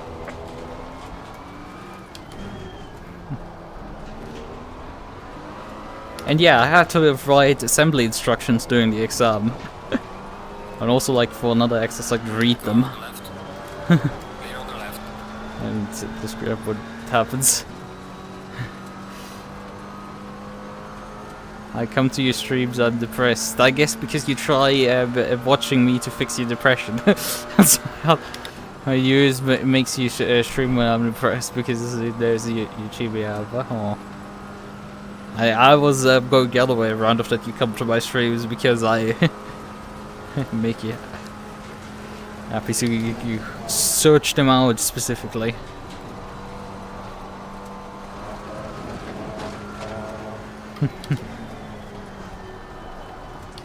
Come to think of it, when talking about electrical engineering and all of that, I need to badly finally actually solder my button box together. I mean, I need to look if I actually have wires, because that might be the one component I'm missing. I bought the components for this button box, like the box, to actually, the electrical box to put this all in, the buttons and all of that stuff, back in December of last year. And since then well, I have one lap of fuel remaining, so let's just do that lap while I'm configuring my stuff. The problem was for a long time that the our workshop downstairs was just in the basement was just chaos, because we replaced the windows in the basement, and they hadn't been completely like the windows hadn't been sealed in completely yet, and At first it was like... So I had like finally just decided, fuck it, we're gonna move the... Like the window seals had to be reinstalled and stuff like that. It's the... That would be me, okay. Nah, I actually bought those. I still need to plan fully how I'm actually gonna lay it out. I had a plan, but like then didn't like finalize it or anything. I just need to like do it. Also, I need the experience of like soldering. All I did so far in terms of soldering was like desolder the battery on an old copy of Pokemon Silver. I actually did that successfully. Relatively. The game works, it saves and everything, it's fine. I just feel like I struggled more than I should have doing it.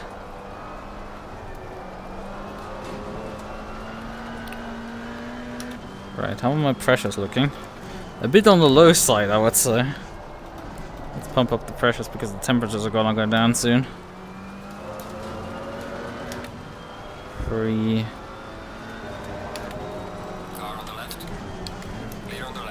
How much fuel do I need to get to the end? 64 roughly? Faster car is approaching.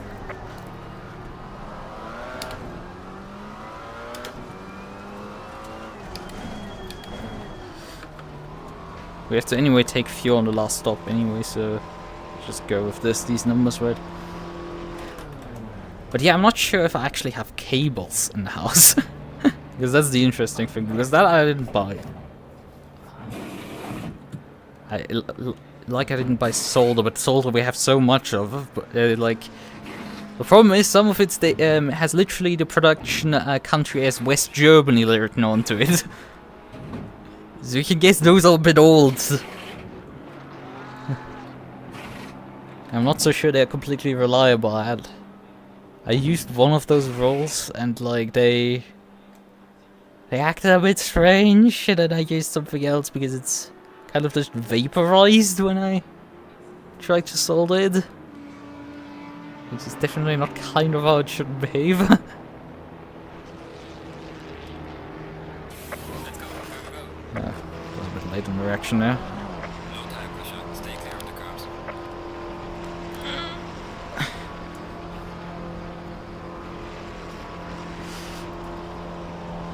I'm gonna... Oh, you're gonna come into your pit box here.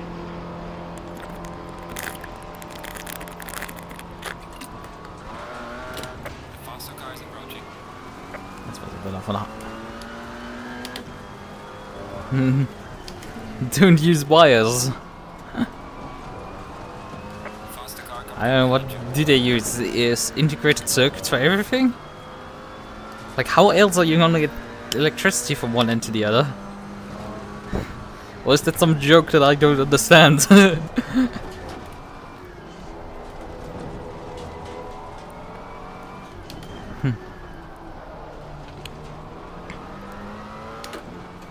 Well, they're just using like a slab of metal instead of a wire. Which, you know, kind of is still in a wire. Clear on the left. The faster car is approaching.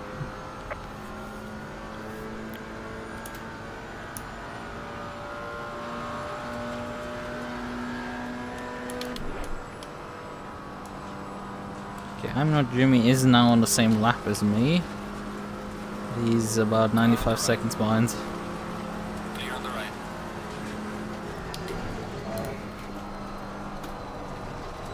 Faster car is approaching.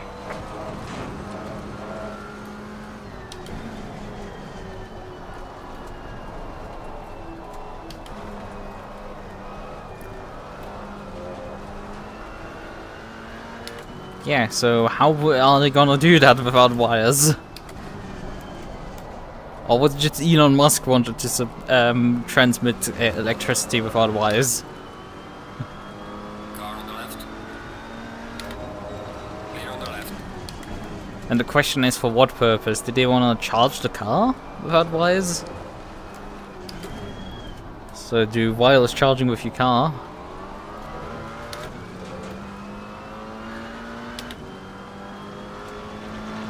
Ah, you don't mean the company Tesla, but you mean Nikola Tesla. Do you actually mean that Tesla?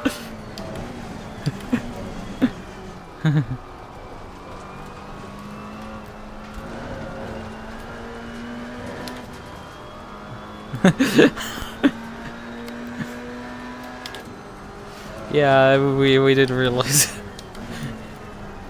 That's the thing. Everybody forgot about Nikola Tesla. The guy that actually invented everything that Edison used. I think. I'm not sure if Edison actually invented the light bulb or if it was Tesla who invented it. But Tesla definitely played a large role in Edison's DC system.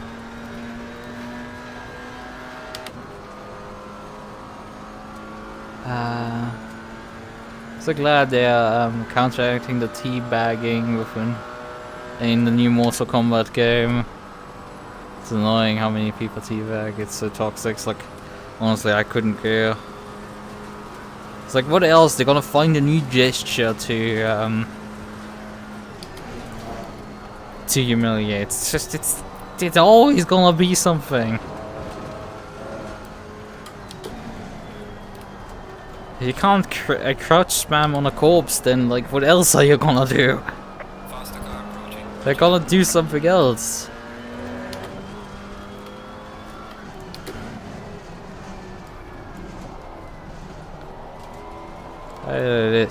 If there's any texture, then I'm gonna just write GG easy. And that has still... Ah, Tesla invented the alternating current. What? Ah, I mean, my memory about these things is going back to high school, which is a bit of a recall, but like... Well, I'm not even sure if I properly earned this at high school, that's the next thing. But yeah, I do know that Edison invented DC, but like, I remember there being like this hard-fought battle between AC and DC.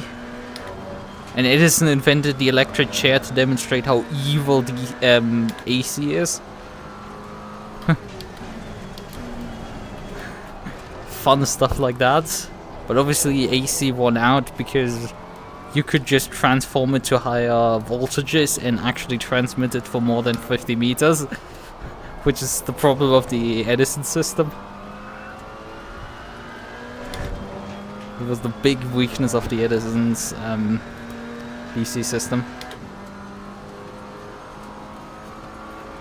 Actually, I wanted to switch the headlights on and not the windscreen wiper. It'll turn off. Yes, that's right. And I do remember that Tesla never really got the credit for what he did. That's also what I remember. So like, who is the other figure that took all the credit for the AC system?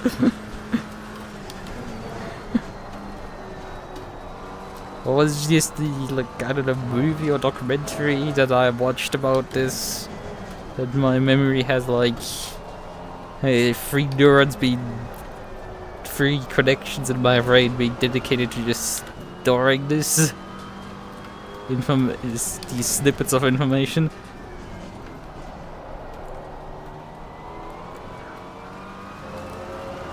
Never had the money, like...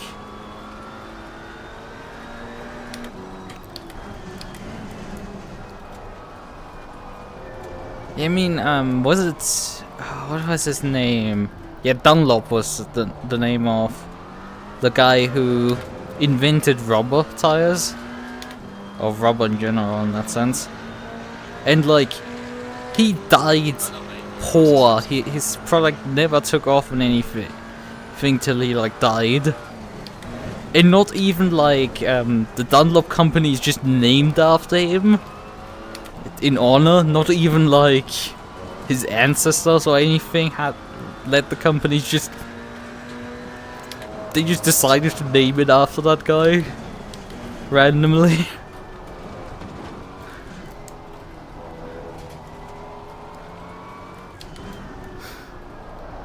I mean, that's what happened two weeks ago. We didn't quite expect this after qualifying was a lot tighter, but like... as I said, Lee, I think, wasn't quite as fast as not GME. And not GME has also had to serve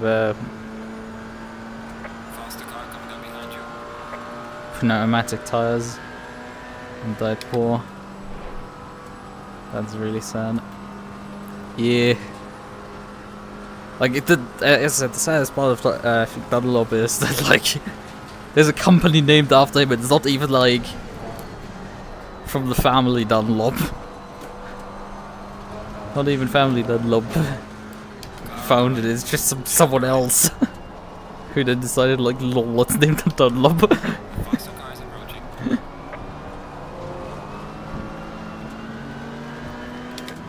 Like, I mean, if you invest everything and, like, invent something and it doesn't take off during your lifetime, but, like, your... not ancestors, descendants, I was saying it the wrong way around every single time, but, like, your descendants then, like, turn it into a money-making business. And at least you still achieved something, but, like, he even failed in that aspect. Like, you had to make sacrifices, but, like, the sacrifices were worth it. Like, that just didn't happen for him, unfortunately. 2 seconds in 1 lap. The thing is, this is multi-class, so, like, that could also be down to, like, traffic, and also the gaps you're seeing displayed, obviously, are not 200% reliable, I would say. Clear on the right. Although how, because the gaps you see in the standings are calculated via the... how that's done specifically is that it's... at the creator of the, like, I'm using a fork of the KL leaderboard plugin for SimHub. And that guy did the gap calculation by taking how far each car's around the lap, okay? And then depending on which car is currently selected, which is obviously me because I'm driving, based on that it will load a specific file and then calculate the gap load a file that generates basically how long it takes from one point to another point. Faster car coming up behind you. And that's how the gap is calculated in this sense. And that's relatively reliable, I would say. It's not quite as insane as I did for my personal gaps that I have on the dashboard that I have rendered into VL there. You can't see. Clear on the right. Because that one uses specifically the... it generates the delta from my own lap. Because it uses my own driving. And then calculates that. So what is usually like that lap delta that you see on the dashboard there, I have SimHub is also calculating that again for me.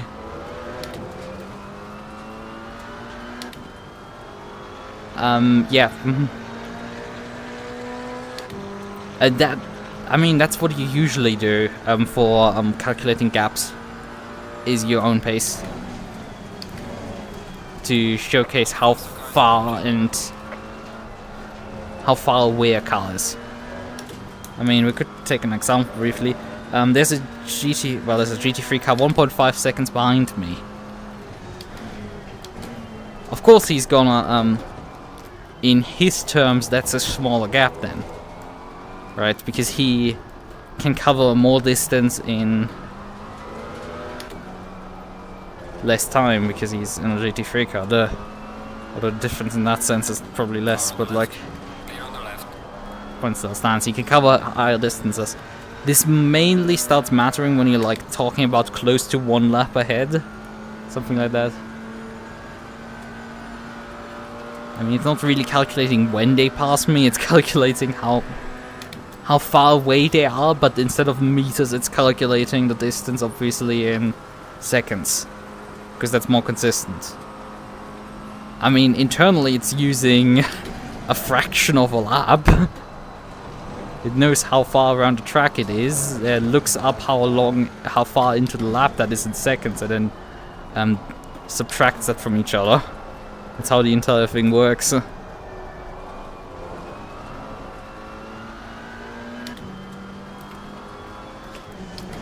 Kind of? like it depends on which. If you switch in ACC, you have the option to like look at the relative, where the calculations are probably very similar to this, but like we don't know because we don't know the turn code. But when you switch to the overall standings and class standings, you see obviously the sector splits, and that's how long it took them to arrive there. But the other calculation is, as I said, it takes Faster car coming up behind. Watch out. on this reference lap, it knows how far you're into the lap in terms of a fraction of, in terms of like you are now 0.1 into the lap, and the other car is 0.4. So how far are you behind now? Well, it looks up in the table what lap time would be on this reference time lap arrived at this point. Okay, how far is the other car? Yep. And you end up with then you can subtract those two numbers, and then you end up with the gap. And that is relatively speaking the exact same as if you would measure how long it would take for the other car to arrive at the same point.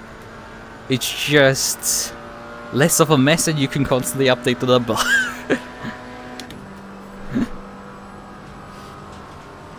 Because, as you know, the overall standings only shows every sector. But we can also measure any time. If the other car makes a mistake, I can immediately see the gap shrinking. Or expanding. Car on the right. But if you measure how long it takes to arrive at a certain point, it'll always has to wait a certain amount of time till the gap adjusts itself. Till the other car catches up to where you made your mistake.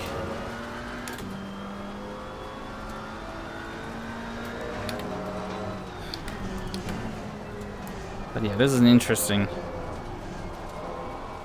We need to continue development on that plugin also, but like the agenda is I need to do more development on the easy script because it's currently broken on the newest version of SimHub, and I need to do work on SimHub OBS because I've been working on this update for a while and it needs to be finally fucking done already.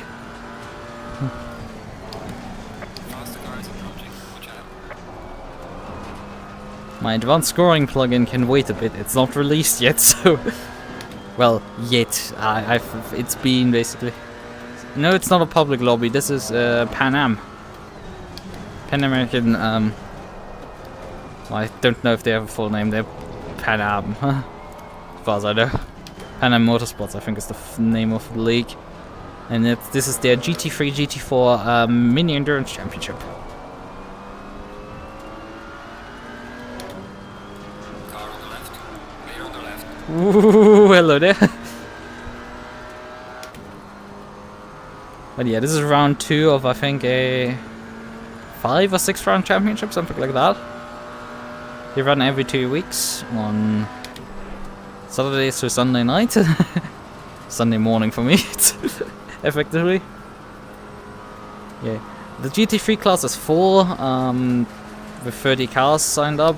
Although you can definitely tell there's less than 30 cars turning up for races. So I don't know how long the GT3 class is going to be full, because they might just prune the class at some point to clear up some slots, you know, because if people don't turn up to the races, then why should we deny other people who may want to actually race to be able to race in GT3? I mean, they could also expand the size of GT3 in general, because GT4 is limited to 10 cars only, so it's a bit yikes already. But you could still expand the size of GT3 anyway, because you're gonna host 50 cars per track on every track, so I don't know why they didn't go. I guess because they maybe wanted to expand GT4. You enjoy living in Germany. I don't have experience of living in other countries, so do I hate it here? No. I don't go outside really enough to like have much of a judgment pass on that.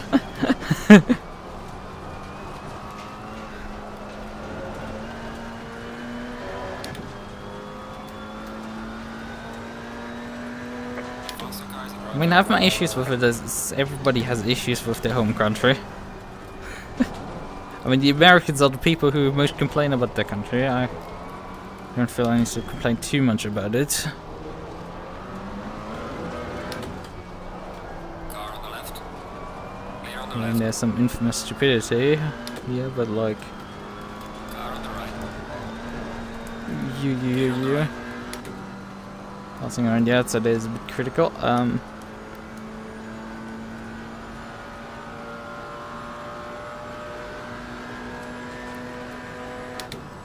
But yeah, I mean, we...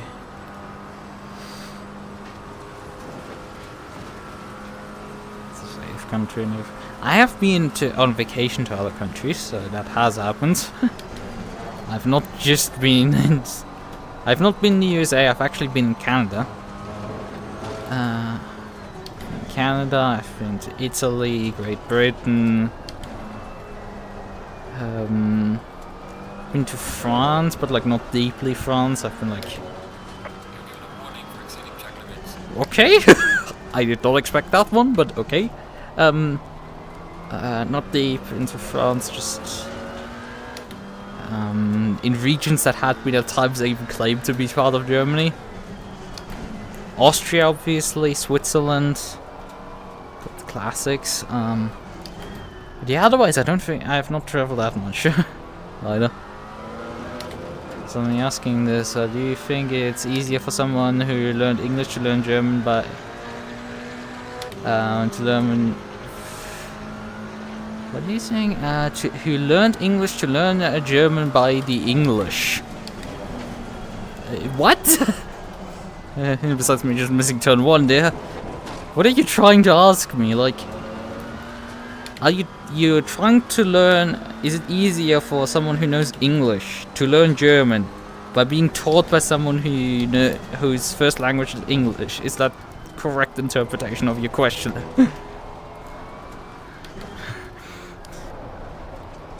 I don't know. German is not easy to learn.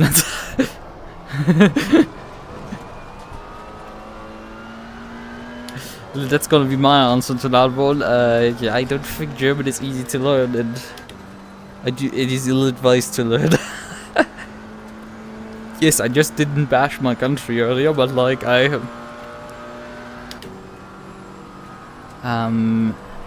understand now. So is it easier to learn German using teaching tools, like translating from English to German and using like English learning material, then learning it in your mother language? Depends on what your mother language is. But like, considering how universal English is, it should be probably easier to learn other depending on how fluent you are in English. I think I'm very much at the point where it's like, it would be easier for me to learn another language by using English teaching materials. Like, if I would ever actually make an effort at learning Japanese, I would probably use English material for that immediately, because there's just so much out there and so much quality, while for German there would be less. And honestly, at these days I'm not even sure I'm actually better in German than in English.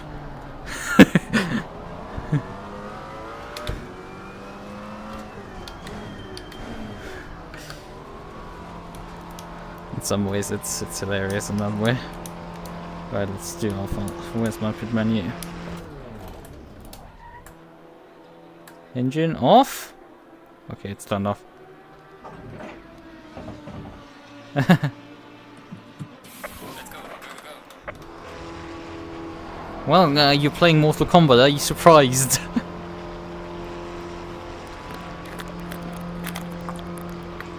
Like, if your body was not split in half in Mortal Kombat, then I would be mildly surprised. Because, you know, kind of the point of Mortal Kombat would be removed then. Faster car coming up behind you. Considering the series is only known because of its violence. I mean, I've actually never played a Mortal Kombat game in general. Probably in part because I'm too young to have gone to an arcade. And also my country has been religiously censoring those games for As long as they exist.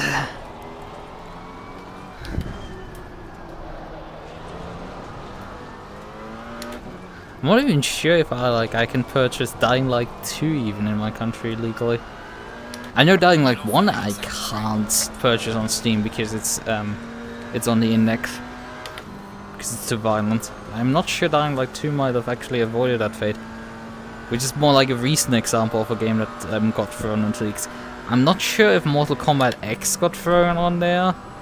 Probably the new one isn't. I think I can probably purchase the new Mortal Kombat game without censorship. But yeah, for example, like Left 4 Dead is censored in my country, so that's fun. Faster car coming up behind you. I don't know, what is your mother language? Also, as I said, like, are you sure it's advisable to learn German? Are you sure you want to do this?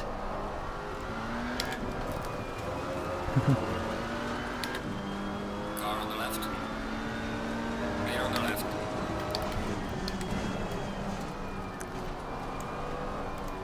Okay. I'm not sure if like French is actually worse than German in some ways. Portuguese. Okay, that's interesting.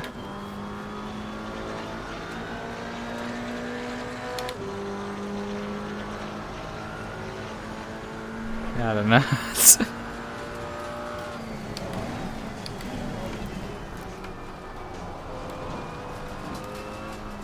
That throws up actually the question, are you actually Portuguese or are you Brazilian?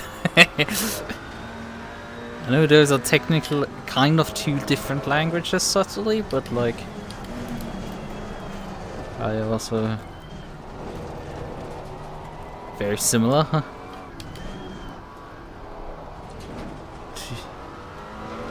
Okay, so you live currently in the UK, I guess, and you plan to moving to Germany. Interesting. Do you not like the rainy weather over there? I'm a Martian. I see.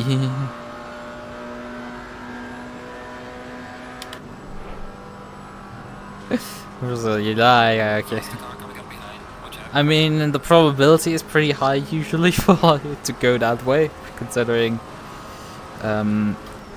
Portugal is not particularly a large country, and I don't think it has much of in terms of a population in that sense, compared to Brazil, which I think is in the top 10 of most populous countries on the world, something like that. Don't ask me quite for population numbers off the top of my head.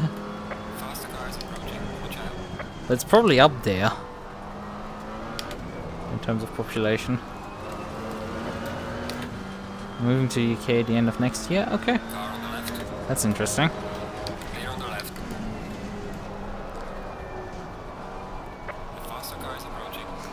So you're basically going like, well, you want to try different countries and see, try moving around different countries and see what you like most living in. Portuguese people usually don't want to leave their country, okay. I don't know, I don't know much about the culture and everything.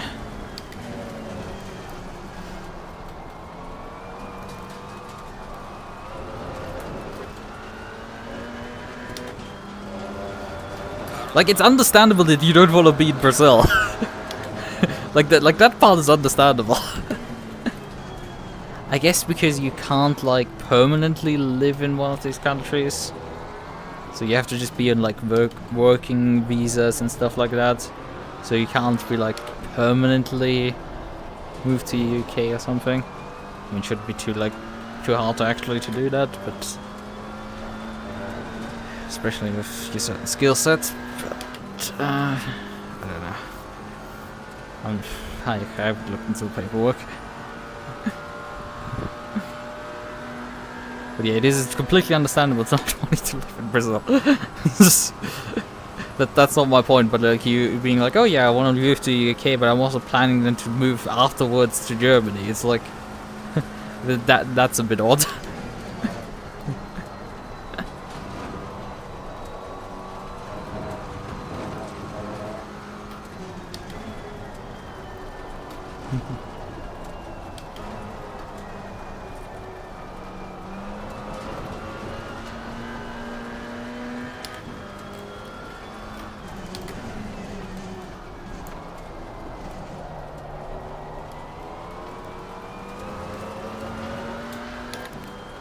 I mean, depending on the field and like how far you are into the city, you can get relatively far with English in Germany.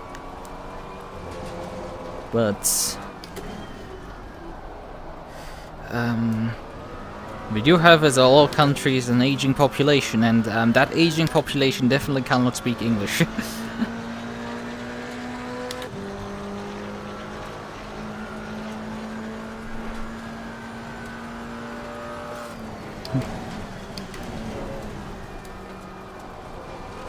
I see. Don't quite understand, but I see. Yes.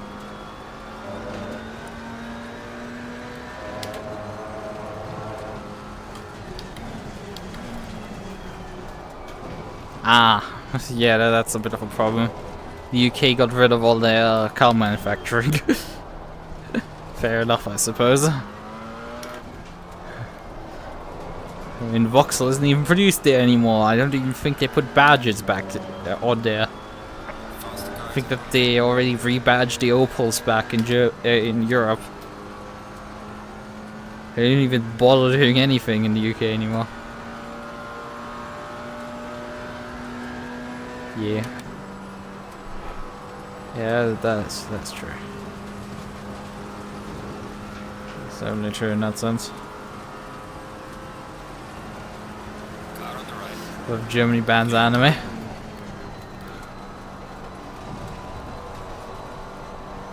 I mean, we're talking about banning stuff, but I don't think we will ban that.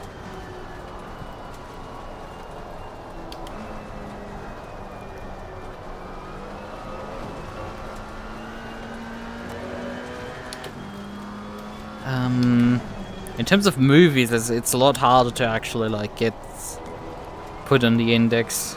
It's just they've been historically more trigger happy in terms of banning games. Like, you can easily get away with like Nazi symbols in a movie. That's like no problem. They don't have to like edit the German version specifically of that movie. But like games, no one is willing to take the risk actually. Like, that's not a risk. And violence is usually something that can get you into trouble in German games, but movies it's a bit different. I don't know. I mean, anime you usually pirate anyway, so like. I mean, the offering obviously on Crunchyroll is definitely a bit different in Germany than in other countries. It's smaller, definitely. And like, I think a year or two ago they increased the pricing, and I was like they increased the pricing later than in the US. So if a price hike happens, it comes here later. But like, yeah, I talked about earlier with like Mortal Kombat being put on the index, me not having experience of playing it because it's like historically either been censored or banned. Like, violent video games have been like, they're not banned, but also like you couldn't sell them. It's weird. There are games that are straight up banned, and that's like games that contain Nazi symbols and stuff. Like, I can go straight up to prison for displaying certain symbols like that. There isn't much of a joke around that. In saying certain phrases. Or denying certain events from that actually happens. God, I hate this trigger. Okay, you're changing it. I couldn't convince you about the language being a bit complicated. I immediately convince you because we have historically banned occasionally video games. Because the thing is, as I said, most games today get through. It's like, I'm not sure. I'm pretty sure the new Mortal Kombat is not censored here or anything. As I said earlier, the German version of Left 4 Dead 2 is censored.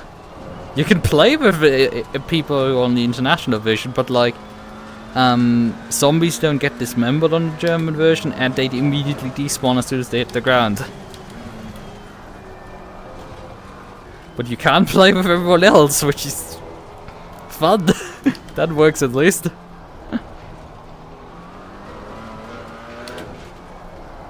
Boomers! Look, this stuff took origin in the 90s. You know, the ESRB is a thing in America because of this of Mortal Kombat. Like these things, rating boards exist because of these games, right? And Germany's reaction was like also to make a rating board, but also like to straight up put games onto the naughty list if they are even too violent for that.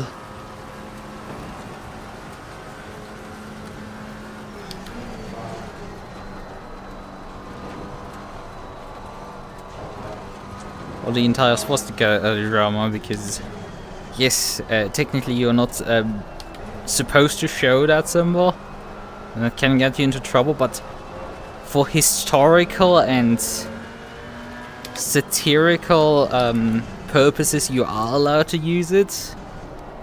So video games that depict World War II should be allowed to use it, but publishers are not taking the risk in this country. And also, with the like, dude, it's just a game. Like, have you been on Twitter in the last, well, forever? Frankly, it's just Twitter. Because there's a bunch of people having issues because things are just a video game.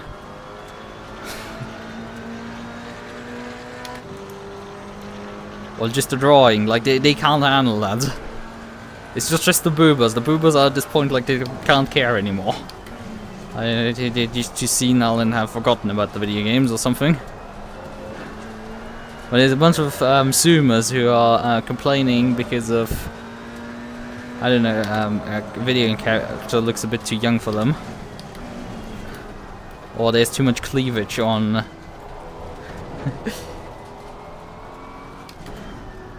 the sewer lane character. Because they revealed a new costume for... I don't play a sewer lane, but goddammit, those boobers are great. What about GTA? GTA 5 is no problem, but I don't know about the older ones. I think GTA 4 is available normally. I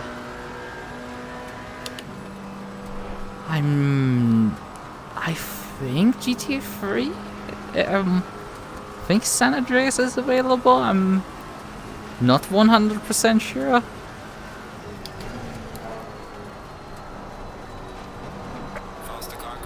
I mean, San Andreas had the hot coffee situation in America where it got itself banned because you could mod the PC version.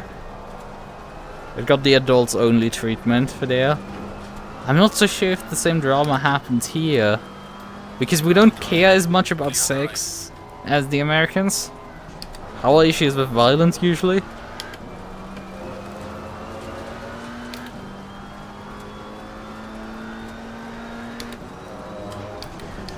Which is when if you compare ratings for video games between Germany and America, you would definitely see immediately that we rate a lot of video games higher than them.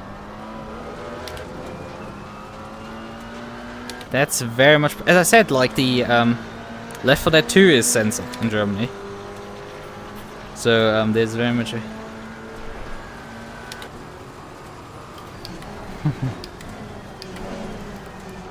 But I'm pretty sure hot coffee was not even...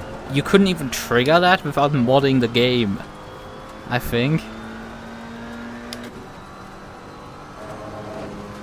Like, that's even funny. I'm pretty sure hot coffee wasn't even triggerable in San Andreas per default.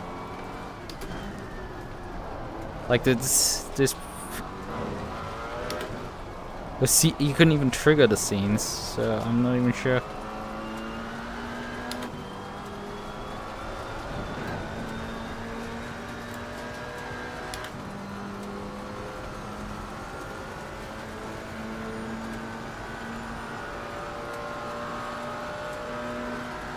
Yeah, I mean, the controversy was obviously a lot of hot air, but like, I'm pretty sure to remember that it wasn't even it wasn't a game fault, but it wasn't even available in game, or something like that.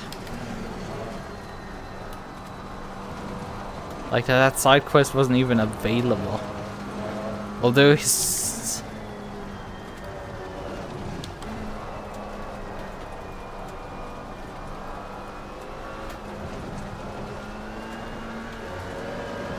Yep. Yeah, that was my entire point. And the thing is, they adult-only rated all of the versions, even though on the console versions you couldn't even trigger it ever, and only the PC version would ever be able to trigger it. I mean, GTA 3 is in general not available anymore in any... GTA 3 and San Andreas are not available anymore because they replaced it with the Trilogy Edition, whatever, that's that garbage.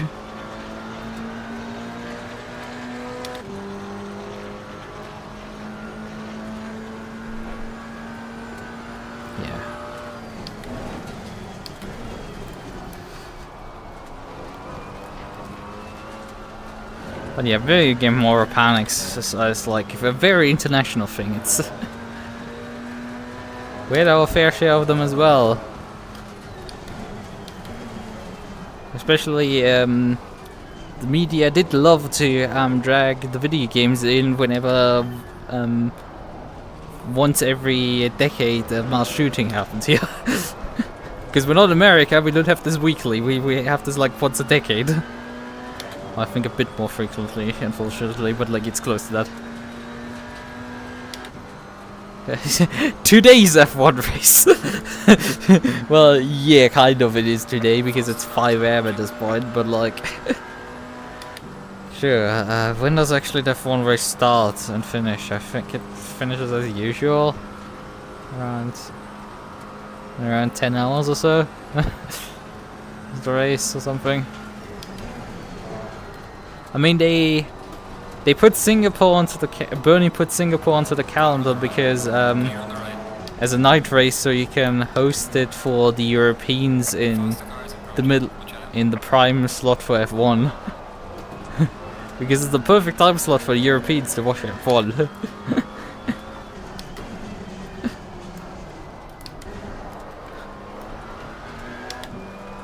But yeah, who's gonna win F1? That's an interesting question. Is Red Bull gonna figure out their car and finally have performance, or honestly Ferrari at that point probably is gonna win it? Car on the left. Clear on the left. I mean, Russell is up there, he could actually steal it from underneath the Ferraris. After all, we're talking about Ferrari and they're not gonna make good strategy decisions, so whatever's gonna happen there. Who knows?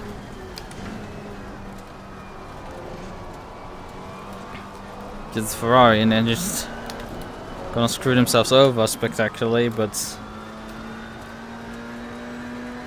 yeah, it's interesting to think about.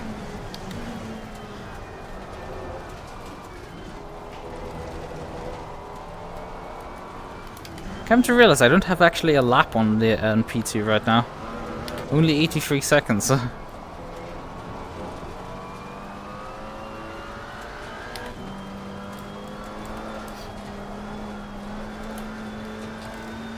We're gonna keep depressed. We're gonna keep being depressed. I don't know. I mean, if you can win from this position, it would be actually... Oh, wait a second. The guy behind me has actually not done 2 of his pit stops yet.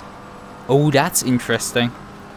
I've just noticed P20, well, P2 in class, has still to do 2 pit stops. He's owing us 2 pit stops. I don't know why he hasn't done them. Did he forget to fuel in one of them? But yeah. As I said, if they can figure out that car to go pace, they're gonna win, obviously. But like, if they just don't get that car to work, then... it's gonna be interesting. But if they can win from that position, it would be... if they can turn that car around and win, that's actually impressive, and it's gonna be an interesting race. Although I have to say, it's been a while since I've actually watched a full F1 race. I'm usually just someone who keeps up with the highlights, so... You know, I don't mind too much if it's a boring race because I've done 10 minutes anyway of it.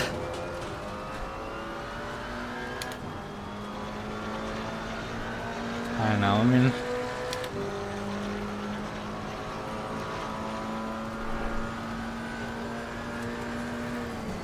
I mean, everybody complains about the Red Bulls winning, but like, it's, as far as I'm concerned, it's a relatively interesting...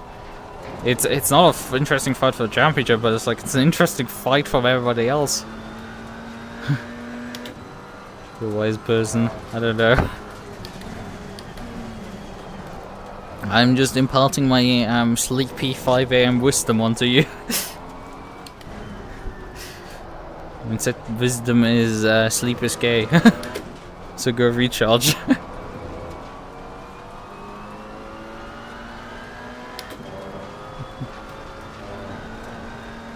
Okay, Valentin is doing his last pit stop. That's P3 in class. It's the number 1 car.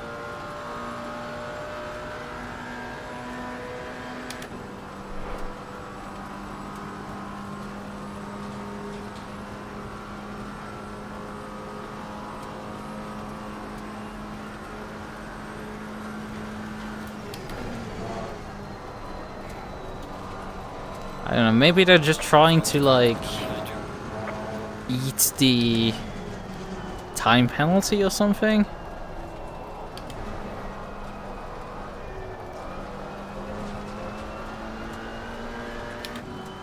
And just stay on the same lap as me, but then the race leader's probably gonna ruin that plan because I said they are 80 seconds behind me, so the likelihood is that the race leader will get between me and them. And cause them to be a full lap time. Actually, they are on the pits now. Because the gap is shooting up. They're definitely in the pits now. They're gonna catch up with those missed tasks.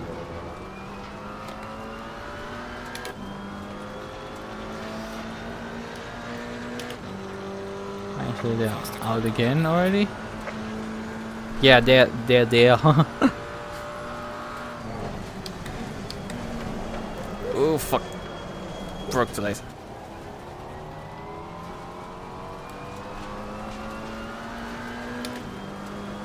Actually, track limit's no time gain from that. That's impressive because I only lost like a second from doing that. And the game usually is more aggressive with these, considering I was nearly up when I rejoined onto the track.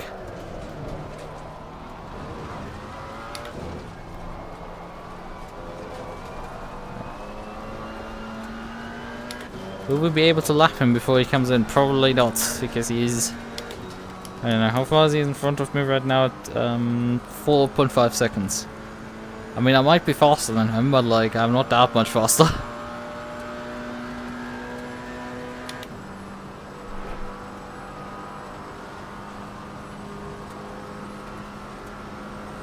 What's your opinion on eating vegetables? Is needing to eat vegetables a conspiracy? It depends on which vegetables we're talking about.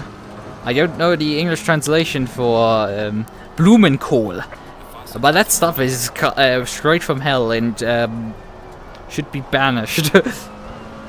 Like, just smelling that stuff makes me want to vomit. It is...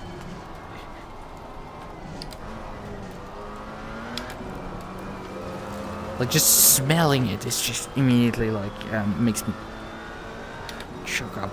Like, otherwise, I don't know, I mean, I don't... Woo! I don't care too much about vegetables. I eat my veggies. So that's this vegetable look. Well, it's a small ball. It's like a small ball. It's like a salad, a head of salad, but like it's a small ball effectively, and you cook it.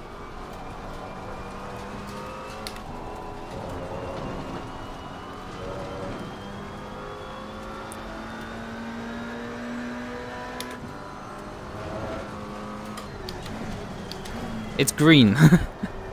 Well, I think usually. I may pull up a picture. I mean, we're done in 5 minutes with the race, so I may just load up a picture afterwards and see what happened. So we're also going to look at the replay. We'll also perhaps look up at the translation as well while we're at it. But yeah, otherwise, like, I mean, I'm not a big fan of spinach.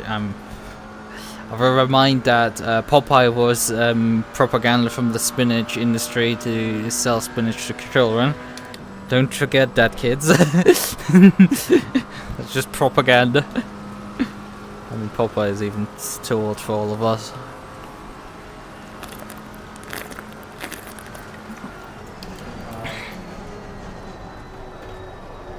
Capsicum?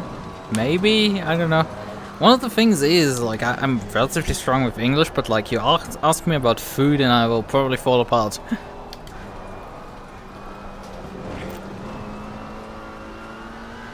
Asa has awoken again. How do? Well, we're winning the race right now. That's how we do. We have 1.2 laps on P2.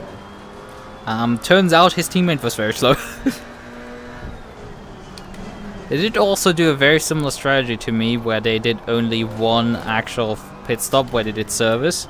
But compared to me, who spaced his other two pit stops out equally,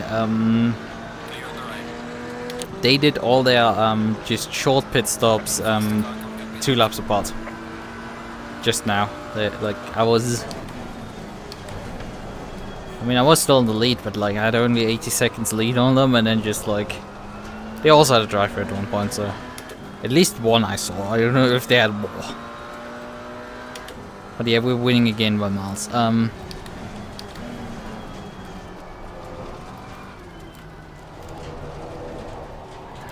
Well, you would still need to buy the GT4, so.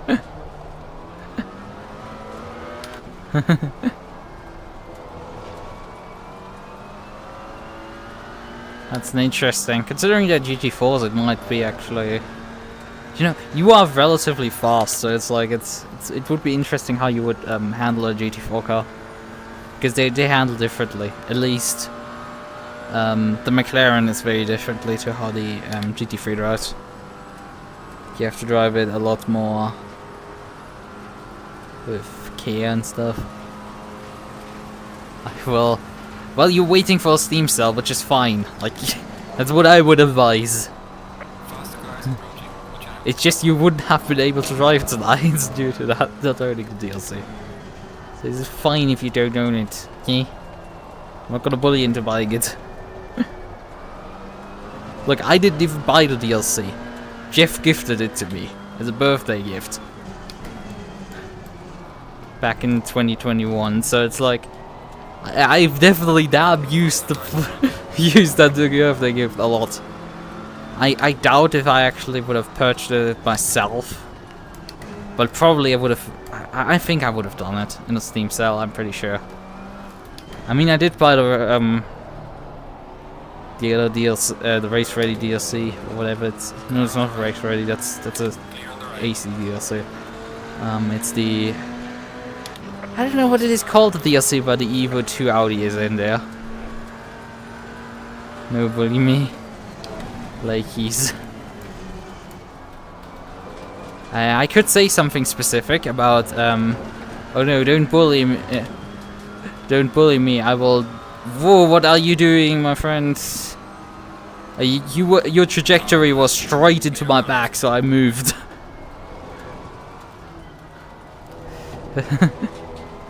Something about please don't bully me. I will do something. Something will happen, and I'm not gonna finish. I think you know which meme I'm referring to. Right, okay. In any case, we were talking about we were going for topics like engineering. We were talking about, but lastly, we were talking about food, and specifically if eating vegetables is necessary or if it's a conspiracy. And I said. Well, blueberry coal might as well be considered death. Rambo wins with friendship. Car on the left. Clear on the left. Food, the best subject of a stream, yeah. Also, we were talking a bit about Germany, learning German and learning different languages, and about Germany having in the past censored video games. Coming to that, think of it, Australia is also infamous for censoring video games, so that's a thing.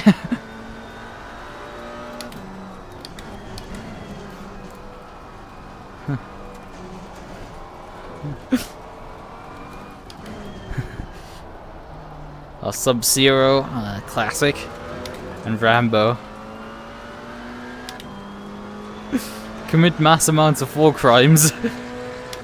Well, I did do that on lap 1, but like, I don't know. I mean, as long as they don't ban you for having an unsafe regen on the first lap, I think I'm gonna be fine.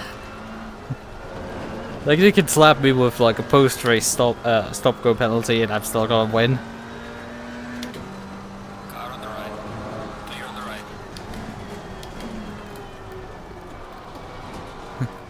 And I did say that I'm eating. I do eat my veggies, but like, keep that Blumenkohl away from me, because God damn it, that might as well be.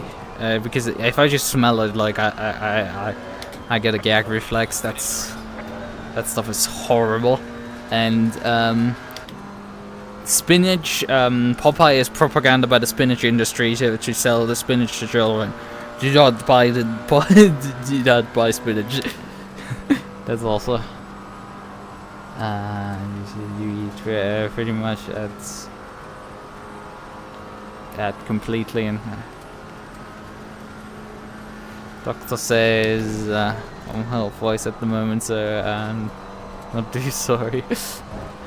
So you don't eat veggies, I guess, and you're fine. See.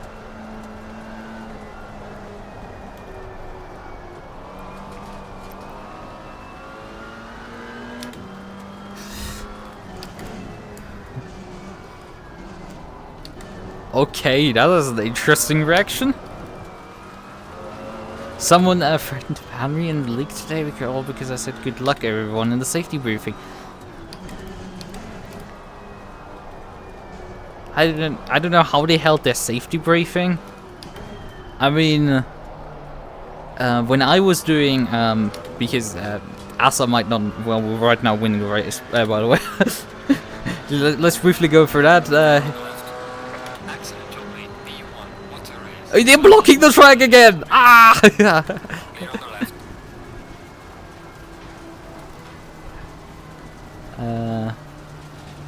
Like potatoes and anything in sauce I'm fine with, but if I have the phobia, it sucks. It's the most irrational phobia I've had from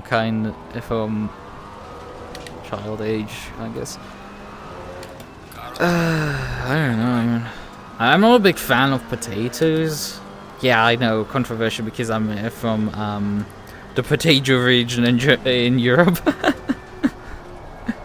Like, you could divide Europe into tomato and potato. The southern regions are tomato, but the northern regions are potato. Right.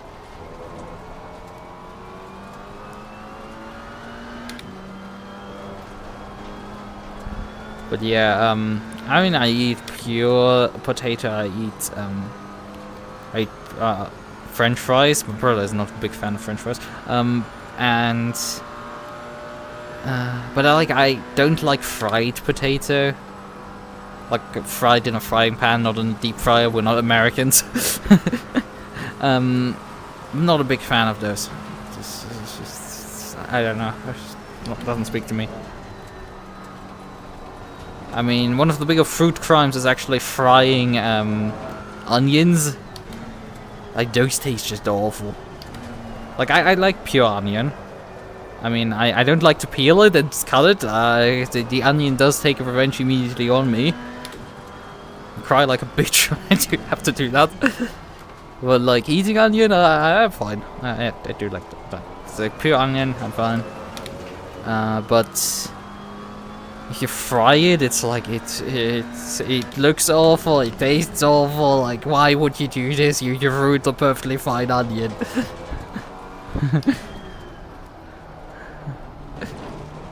Right.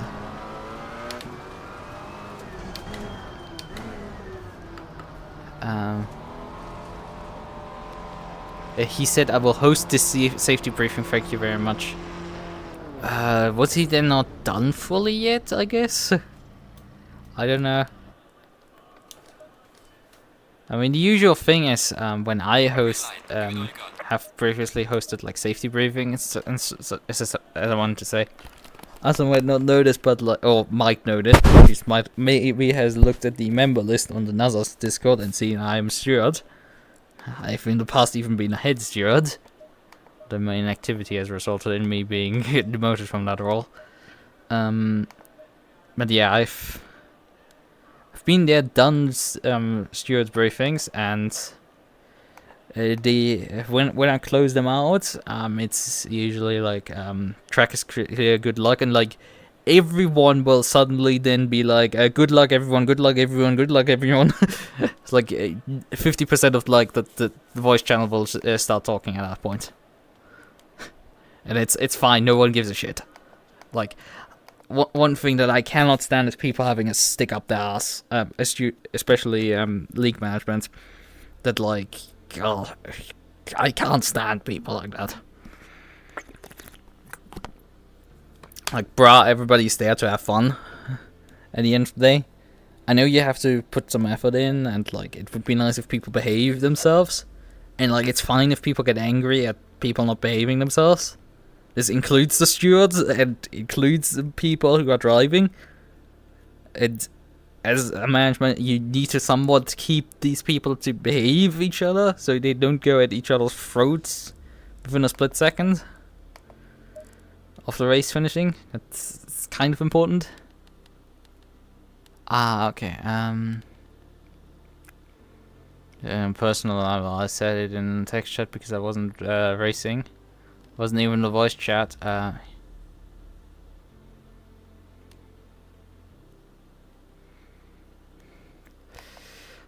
Yeah, it's like the fuck sometimes people like.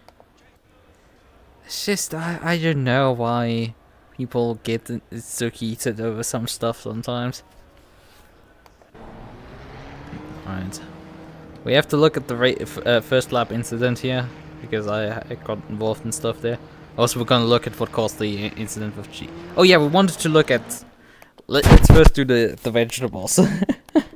I'm gonna briefly cock these before the race start. No, but we're gonna look at vegetables, right? We're gonna look at the hardest vegetables. Right, okay.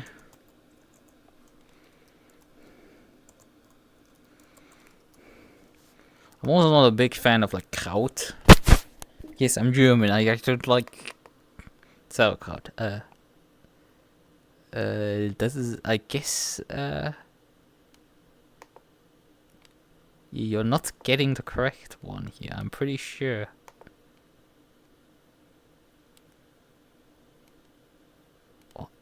Or am I looking for the wrong thing? No, Blumenkohl is fine in that version. What is it? Because I know it under a different name as well, but like I'm pretty sure you can't search that because it's like a slang term for it. And like no one besides like boomers actually know that term. And I don't know how to spell it, but like that is cauliflower, what I'm getting from that one. And that's like I don't have issues with that one. I mean, I can share my screen briefly so it's actually you can see what I'm looking at. Give me a moment. Let's hope. Yep, that got the correct desktop.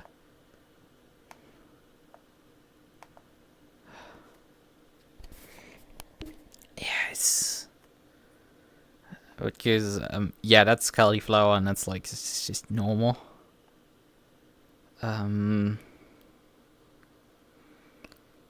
Right, but like I'm looking for a specific. This is also referred as. The problem is writing the slang term down is like really difficult.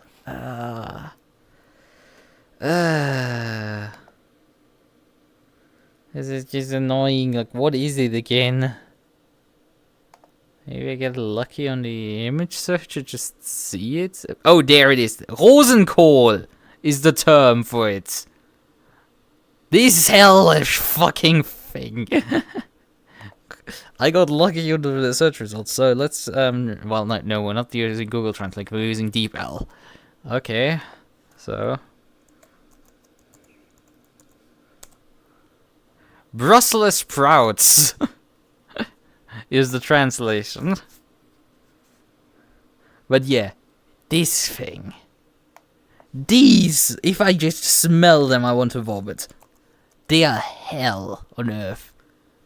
These things. Like,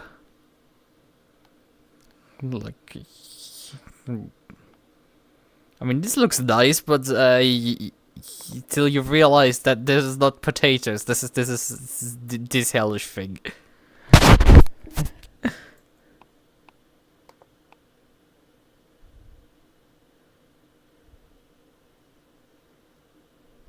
Yeah. Boomers for some reason like it, I don't know. I mean, there are people that don't like it, and don't force you to be exposed to it. But yeah, just smelling it. Oh well, we just changed all of the windows here. Doesn't matter. But yeah, that's that. That's that explanation to that term. I was referring to the wrong thing.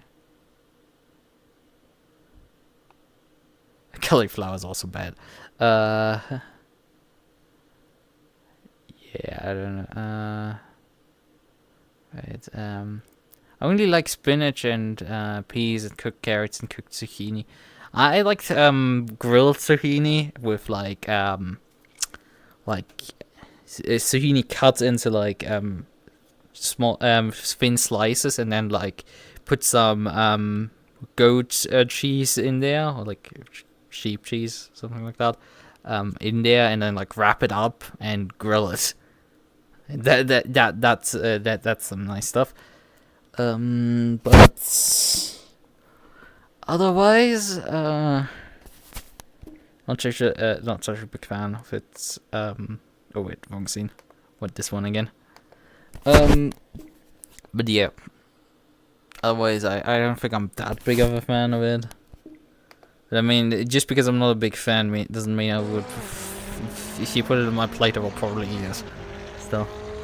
So, also an interesting question, where did these guys come from? Yeah, okay, they didn't qualify and started all the way from the back, so that's the explanation what happened with them. Because they because you can see here at the start, like, Lee should be alongside me, effectively, but, like, he was way back. For some reason. And they just blast by the GT3s here. GT4s. That got a bit spooky there. Right. There's one GT3 going exploring already over there. As long as we can see him, maybe he pops back in because he gets under the vehicle count limit. Yeah, I mean, there's a chance because of different cultures that like there's food that like you've never experienced. Because oh yeah, there's the accident starting right in front of me. And me just briefly just merging through a car. So that wasn't particularly efficient for me. But yeah, what happened there in front? So that was one of the was like, was this the guy that started all the way at the back? No, I don't think he does. He didn't quite start in the back, okay? Okay, here. So they're close here. Okay, he just gets hit in the back by a McLaren, and the McLaren gets hit in the back by another McLaren. Boom, boom, and I think they then get also hit another time by I think think the Porsche avoids it. Yeah, the Porsche just drives around the outside. That solves his problem. I think the Audi then also gets involved in this thing. Yeah, this Audi just gets stuck there. And the Alpine gets through the thing.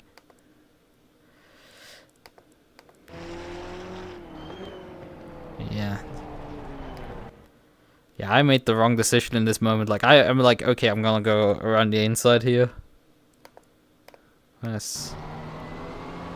I'm just here, like... When I see that the Audi sideways there, I'm like, okay, this is easy. Like, the simplest way around this is gonna go right, and it's like, oh no, they're still stacking up on the right. And like, oh shit, I'm not having enough turning here. And then physics departed briefly the realm and let me merge through there. Alright. So what did... Well, the Alpine had beaten Lee off the line here. So they're fighting into this section here. He's coming through here. He's a few car lengths back, which helps him. He sees the accident happening and like... Yeah, for him it's obvious to go left. Because all the cars have stacked up at that moment on the right hand side. so he just opened the steering and was easy past everything. Right, he didn't collect any damage. That car looks a bit hit. What happened there? Okay, he has the Aston here. He's taking it easy. Oh yeah, he gets tapped here from the Aston. Probably got a yellow flag there when he broke. Yeah, purple is a nice color. I mean, if you asked me, I don't know, 10 years ago, I would have not said purple is my favorite color, but I do like it these days. Like it. I think pink is a bit aggressive, maybe. It's a decent accent, but like, as a base color, it's a bit aggressive. Obviously, for a race car can work very well, but like, I don't know, I like my purple. Right. So we want to also figure out what happened here now. I mean, we can briefly show what happened on the straightaway. Because after my accident there, I come onto the straightaway here, and we're just gonna say bye-bye to the Aston here. He just... I don't know what the hell, but just like he just gets... Actually, I should have had the HUD, but like, because we're on... I need to switch my game off, because we probably need the HUD to... Oh, or actually, we can just look on the onboard. Maybe we can figure out there a bit. Definitely a bit late, I would say, on the brakes though. Because this is what happens here. I rejoin and boom! Because I'm trying to still make the bollards there. To not get hit too hard with penalty. He broke early, he didn't fly off like me. And then I come back on the track like this and... There's just nothing he can do. Oh, I did that murdered in GT3 as well. It's just straight into the barrier. 2 cars dead.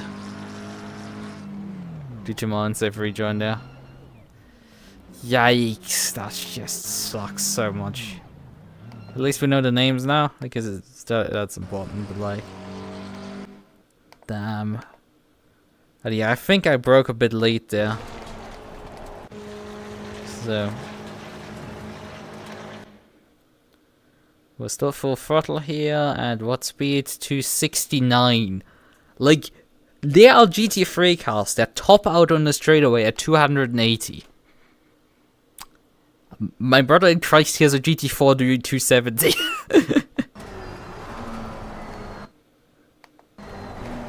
We're going down to like 130, but we were still just flying off the circuit here. Yeah, we hit 269 there. The following lap here. Let's see what speed do we hit. 265, 67, 68, 69. Very, very much earlier this time, probably as a response. But we slow it down to about 190 and the car turns in. But if we compare this here... Someone an LFM for intentionally taking me out. Twice! Oh god. I didn't actually... I had a case where... We are faster though into this braking zone. Because we're already at 269 here. Even before the 150 meter marker. On the following lap we were 4Ks down. Right. So how fast are we the 50 meter marker? Actually, I should slow the game down so I have actually a chance to pause this correctly. This shouldn't matter too much. Right. 50 meter marker, 245. Brakes are applied definitely after the 100 meter mark. Because this is the moment where the brakes apply. Just before the 50 meter marker.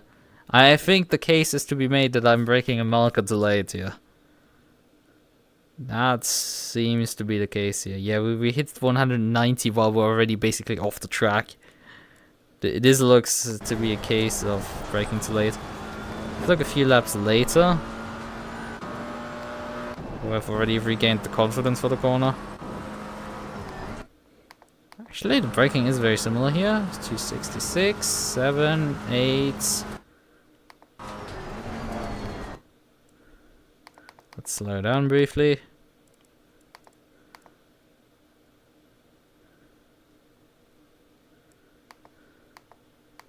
Well, actually, no, because we brake before the 100 meter marker here.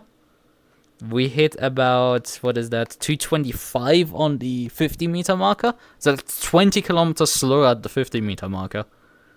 And that's just gonna propagate throughout the braking zone here. Yes, we're carrying through the corner about 100 and well, we're dropping a bit lower then. But like, 187 is the slowest speed through the corner. Where we fly through. So we were fast still, but it's like, yeah, the case is to be made that I broke too late. Not a full braking marker? Yeah, good night. Well, I'm gonna sleep now. Thank you for the stream. Yep. Have a good night. I think we've figured out the mystery. You were on the money in terms of that I broke too late. Probably. It's just that that the margin is not a fourth braking marker. I think that's just like about 10 meters or so. We're talking about. It's like half a marker, I think. About 25 meters we're talking about that I'm wrong. Too late. So that's what got me there. I broke after the 100 meter marker instead of before the 100 meter marker. And that's what got me there. That's what caused the accident there in turn 1, lap 1. So. Right.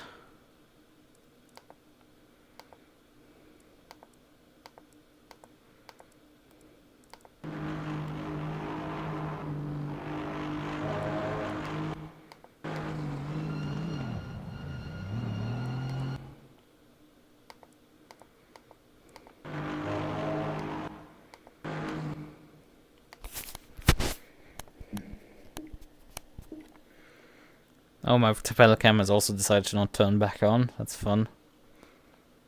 Pretty sure it worked during the race. But like, okay, fine, whatever. Gonna get it back working again. Where's my? Let's just. Yeah, it should have worked during the stream. Right.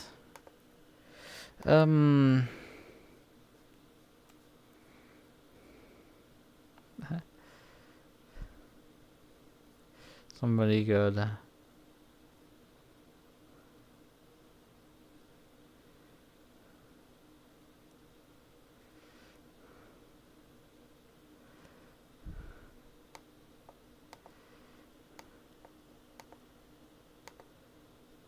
Oh, so the Merc God, I'm not Jimmy just wrote, that's,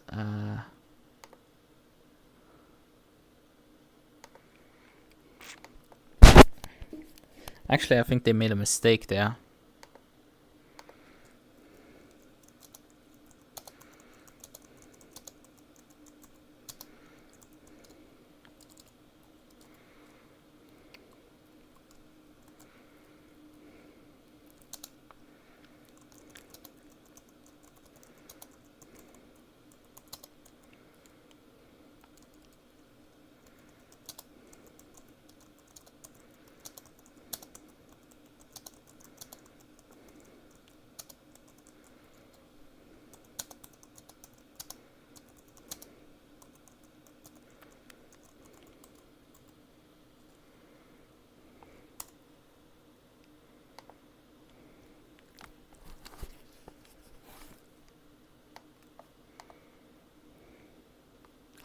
So that explains their pace.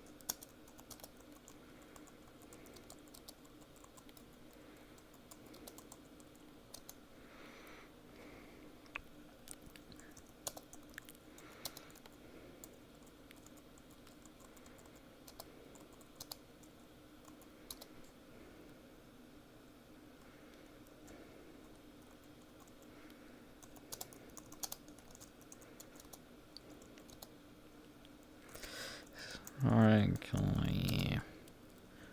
OP.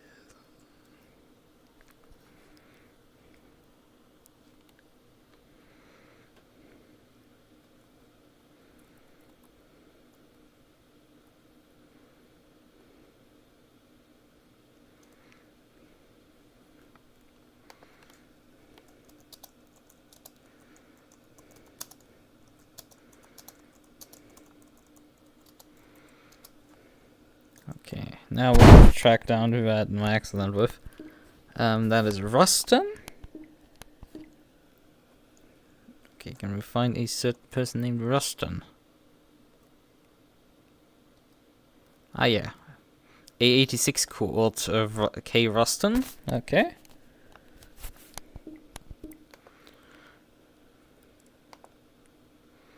And Voddy.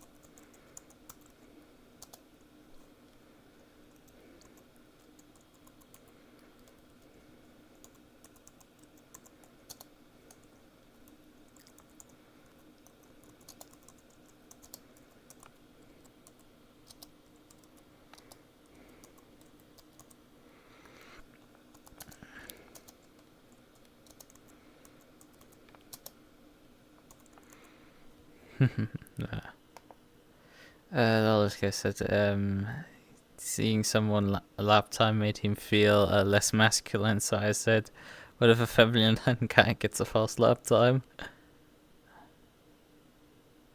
I didn't understand quite you mean, what that guy meant with like, lol, this guy said what that guy meant with seeing someone's lap time. I guess with like seeing someone fast do a lap time that is way faster than theirs, I guess. I guess that's what the point is. Or is he like doing some thinking of like, yo, he's just doing like some weird advice, Sigma male advice, don't look at people's lap times stuff. I'm assuming it's probably the first one, just like he got like that he's slower. Yeah. It sucks. I mean, we had a lengthy conversation with after the VGT race today. I didn't stream it, and I drove like 2 laps on the keyboards during the race because I didn't make the start. I was eating dinner with family, so was out eating dinner. But like,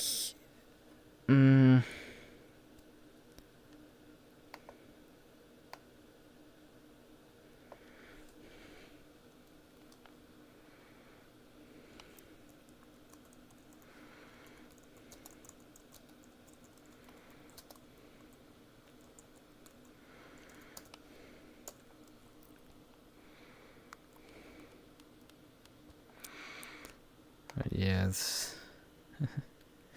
I mean, I get the feeling. Definitely get.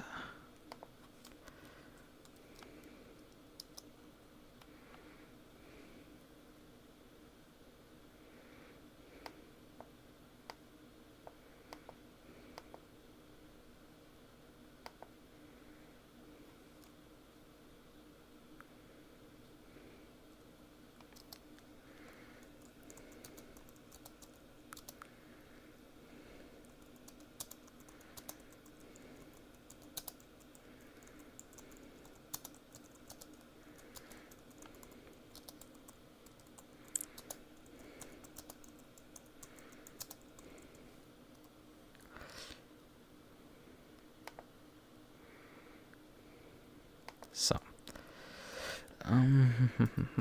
so the apology is written up as well. Good. So we know what happened there. I mean, honestly, the GT3 for the most part survived the incident.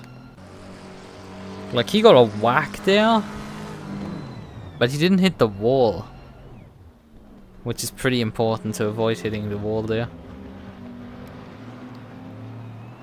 Although the cars probably from the impact, they are pretty damaged as well. He had to refire, but like, I mean, he got involved with the accident here, so that's why he probably got a lot of his damage already, because I mean, I merged through him, so that probably didn't help his didn't help his case, I'm pretty sure. But like, the GT4 definitely got murderized by me there. Massively.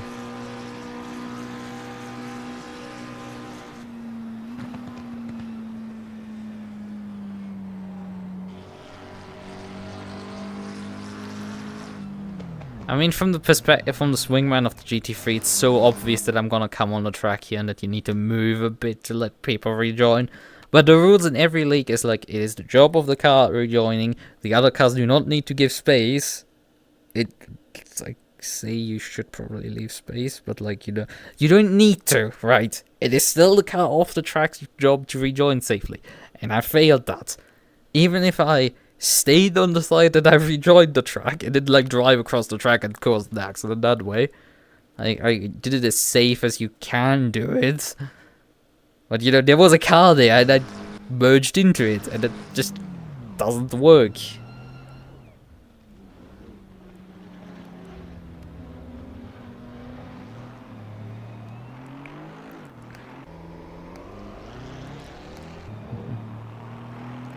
And I mean, it is very difficult to see me at some point also if you're on a single screen, so it's like, he probably lost track of me.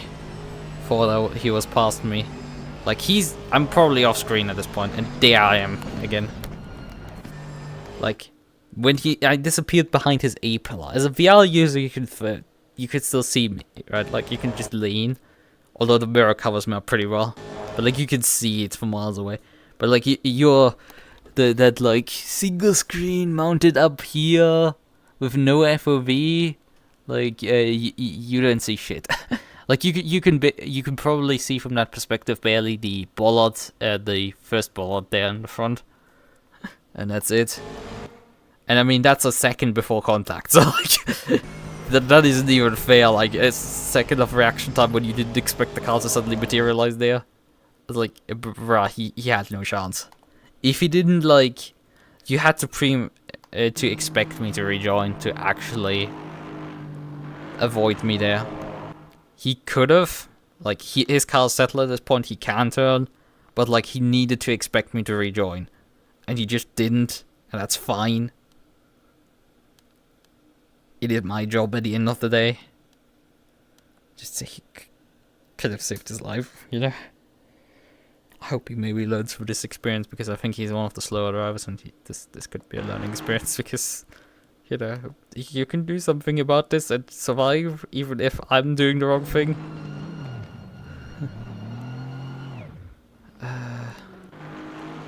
This is pain. I think he lifts off the brake briefly here. Oh, it's just the engine free spinning here. I guess he's trying to slow the car down desperately. Yeah, he's slamming down the gears into first, trying to avoid it, but like, you see the splintered windscreen, this thing is toast. Oh god, he has 90 degrees steering damage. He has absolutely no fun here whatsoever. Luckily, he seems to be able to get it back to the pits there. I don't know, it seems like it at least. But he has a long pit stop ahead of him. Yeah, I mean, I definitely destroyed this guy's race, and it sucks. We don't have results in this replay because it's a short one. We have to look at the other replay if we want to see. Let's watch him rejoin the pits. What happened to Santos? Because he's also limping here. We saw him later in the race make position on me, and then actually also overtake me for overall lap me later on as well. So I don't know what happened to him. So he's coming into the pits here. Let's figure out. He seems to have a slight bit of limp. Oh yeah, Santos was the other one who was involved in this collision. Wait, that's not Santos, that's Foddy. Where's Santos there?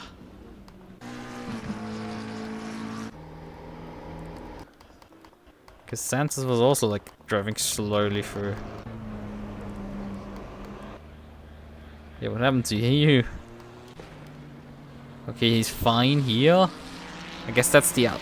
Oh. Oh. I mean, he was close to avoiding it all. Man, that was close in multiple situations here.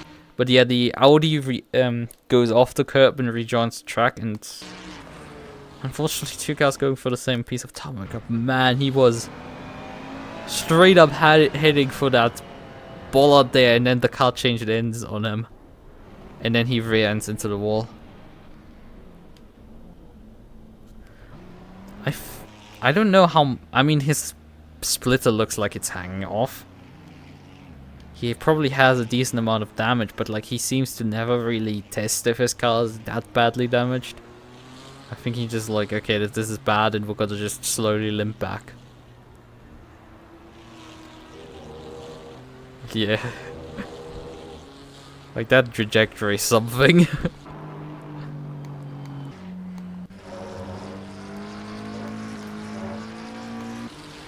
Alright.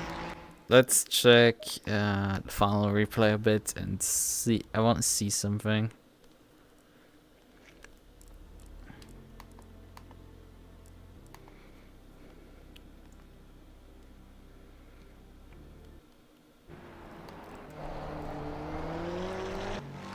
I want you to briefly just check the results, which we can relatively easily do over here.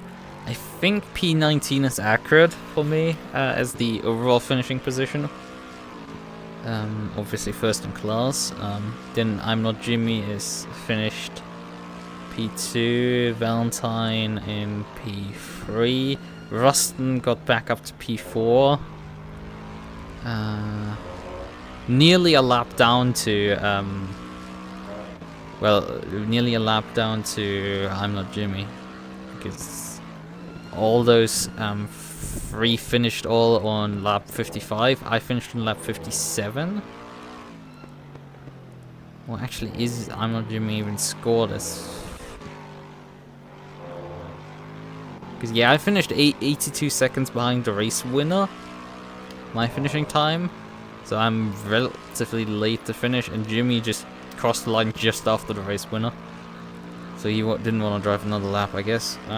40 seconds then in front of Valentine, and Ruston is 80 seconds behind Valentine, when he should be really with him. So that's probably the entire damage repairs, those 80 seconds there.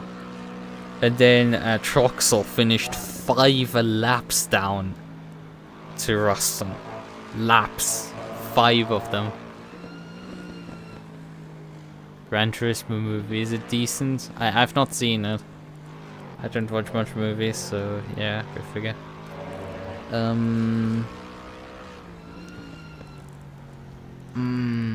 What else do we have here? Numbers are interesting. I think Chen won round 1 as well.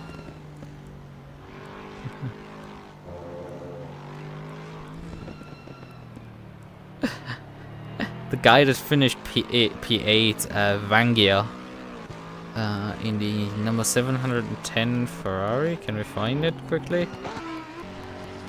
When I'm talking about him. Oh, where are you, Ferrari? Oh, there he is. But I don't have the livery downloaded, but his team name is Barks Root Beer. There's Big Brain Racing with the number 74 McLaren. There, I think also a league that hosts events even as well. Curb Crew Racing Vodafone. Loxus is Flores and the Lexus that I was watching earlier. You know, the online racing collective. Scuderia T-Rex Racing Team. OSC Black Ghost Motorsports. AGS.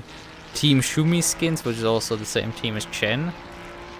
Then Podium Hunters Craven. Well, he's finishing P17, so he a bit off the podium. And Vasquez Barretes in the Audi that had the accident there on lap 1 with the Ferrari. That's the MVC racing team.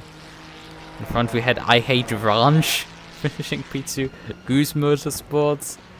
Not Racing, American United, Flyboys, Get Speeds, and then obviously the Root Beer.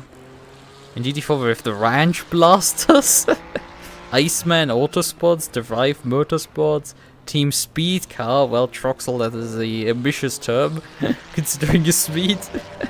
The McLaren Racing, Straco Racing, and Becht Racing are the 3 cars that DNF'd. In total we were 26. Out of 35 cars signed up. Yeah, not the greatest attendance. Right. Yeah, I don't think there's too much interesting to watch at the end of the race.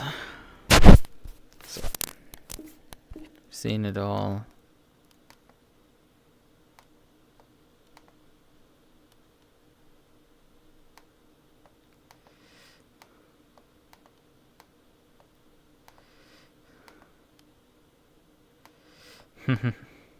So yeah, it will be for Suzuka. Brad will probably solo for the I'm Not Jimmy car.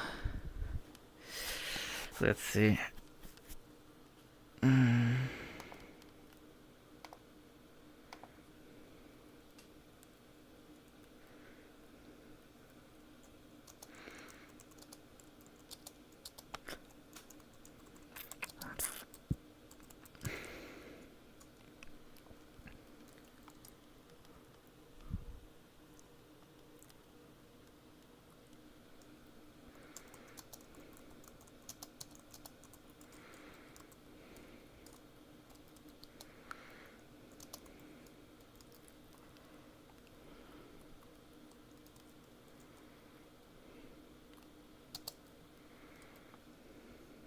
Wait a second, we could actually figure it out instead of asking him.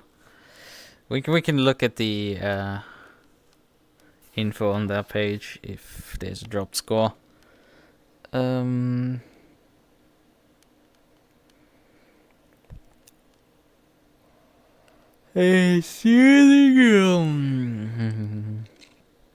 If you're unavailable to attend the event, head to Races tab and click on admin and click withdraw. 3 no-shows will result in you being disqualified from the series. Okay.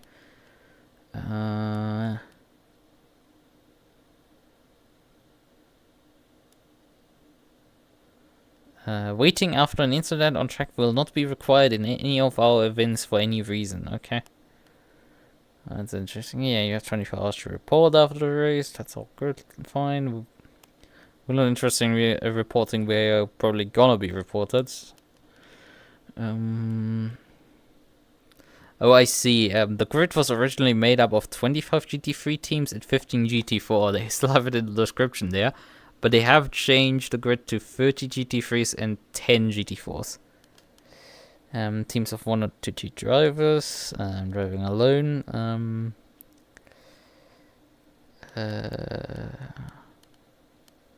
I don't know. I don't see really a reason.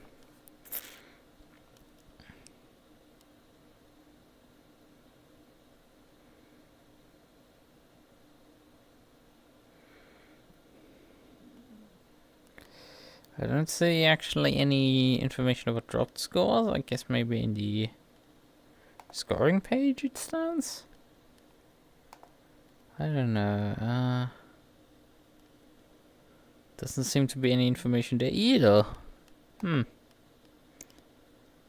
There will be 5 rounds in total in this championship. So I can tell you that. Suzuka 90 minutes is next up on the 1st of October. And then it will be Mount Panorama 2 hours and then Spa 3 hours to finish the season off. I mean, if there's no dropped scores and I win... actually, if there's no dropped scores and I win the next round... Have I tied up the championship already? I'm not sure, I don't think so. I mean, the scoring gives... a whopping 36 points for the race win, 30 points for P2. So them finishing P2 today is... I mean, missing a round basically kills you with this scoring system.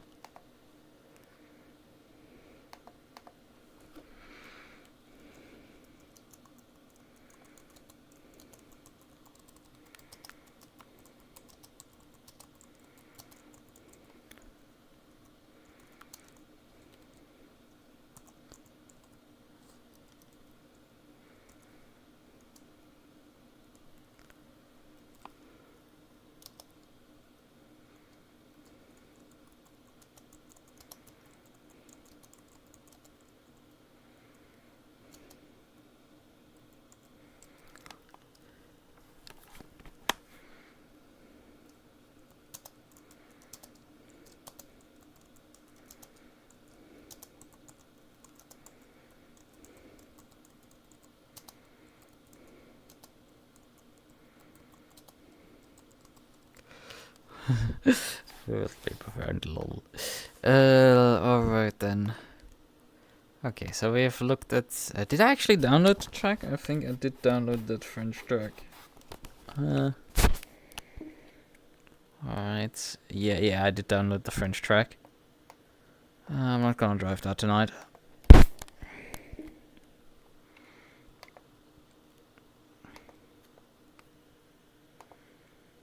Are you in SimGrid? Yes, this championship is run on SimGrid. I think I even linked the SimGrid link for that. For PanAm. My description, if I remember correctly. Let me check. No, let me check that briefly. I'm gonna make sure that I have that link correctly. Yeah, it is SimGrid host PanAm Racing, yes. Yep, I'm linking, not directly to the championship, but I'm linking to the championship host. Yeah, and yeah, I drive on SimGrid regularly. Oh, you have a leak host on SimGrid. Yeah. How do you find the hosts again on SimGrid? Because Oh yeah, right. The hosts list. Yeah, the host list has a find feature. Okay, that's how it goes again.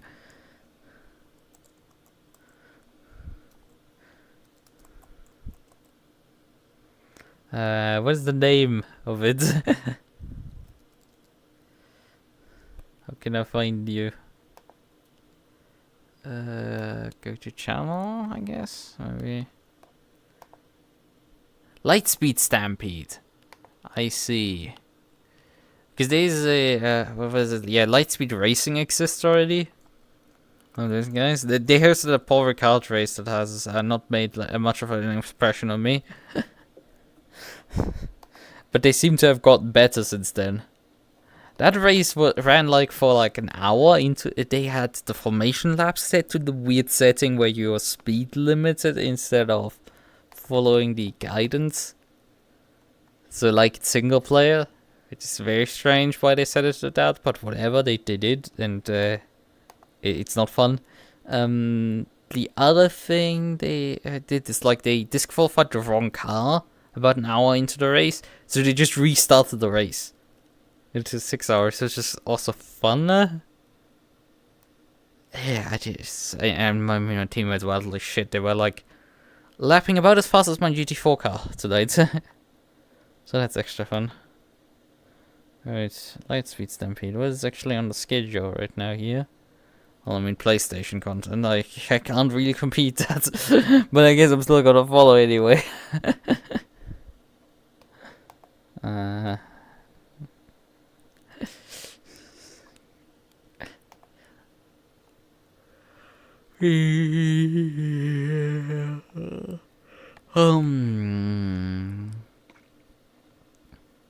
Because yeah, I mean, I don't know. I mean, my semester will start in October again, so I don't know if it's really worth it at this point to sign up for anything, considering I will be. A lot of championships will only start in October again.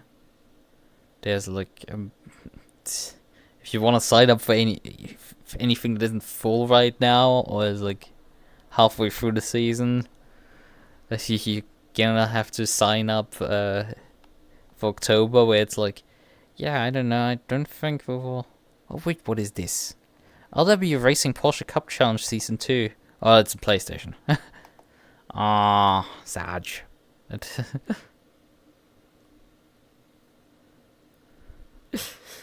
Porsche Cup would have been cool, but like it's a console, so I can't play. Right, I mean, we have other races to do. It's just I like racing. I don't like practicing, so I just like so I just drive. I mean, we can filter for Sata Corsa Competizione. Filter.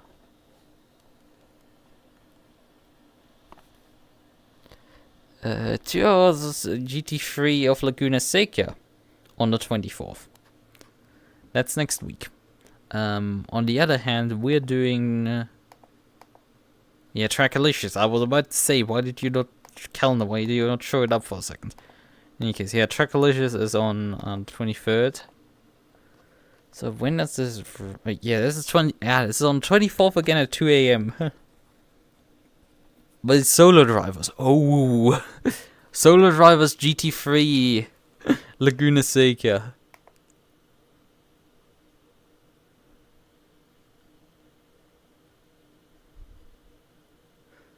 I just checked the results of the drive I reported on LFM that intentionally abandoned me twice, full throttle both times. Yikes. What did you find there? And what rating did he have? In which game was it actually in? In which series?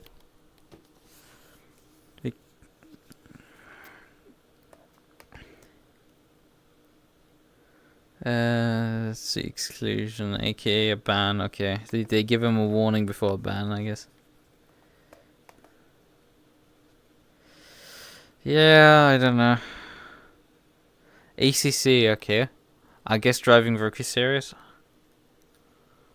Because I saw you drive Imola, I think, with ACC recently. I didn't have the time really to watch, but I think I saw you drive there. And we'll have a few Lambo. How is actually Lambo? Because I haven't driven the Lambo, I think, at all. The new Lambo. I've driven the old one and wasn't particularly impressed with it because it's slow and it's like was slow at the time and like. I mean, it handles a bit better than the handled a bit better than the Audi till you actually start driving it and realize that no, it's not better than the Audi. The new Audi handles better than the old one, but like then again, the new Audi has lap times at Spa of 2 minutes 20, and you just feel like dying if you drive it. I don't know. I've seen people go competitive with it. Yeah, I'm ashamed of how grumpy I've been on streams.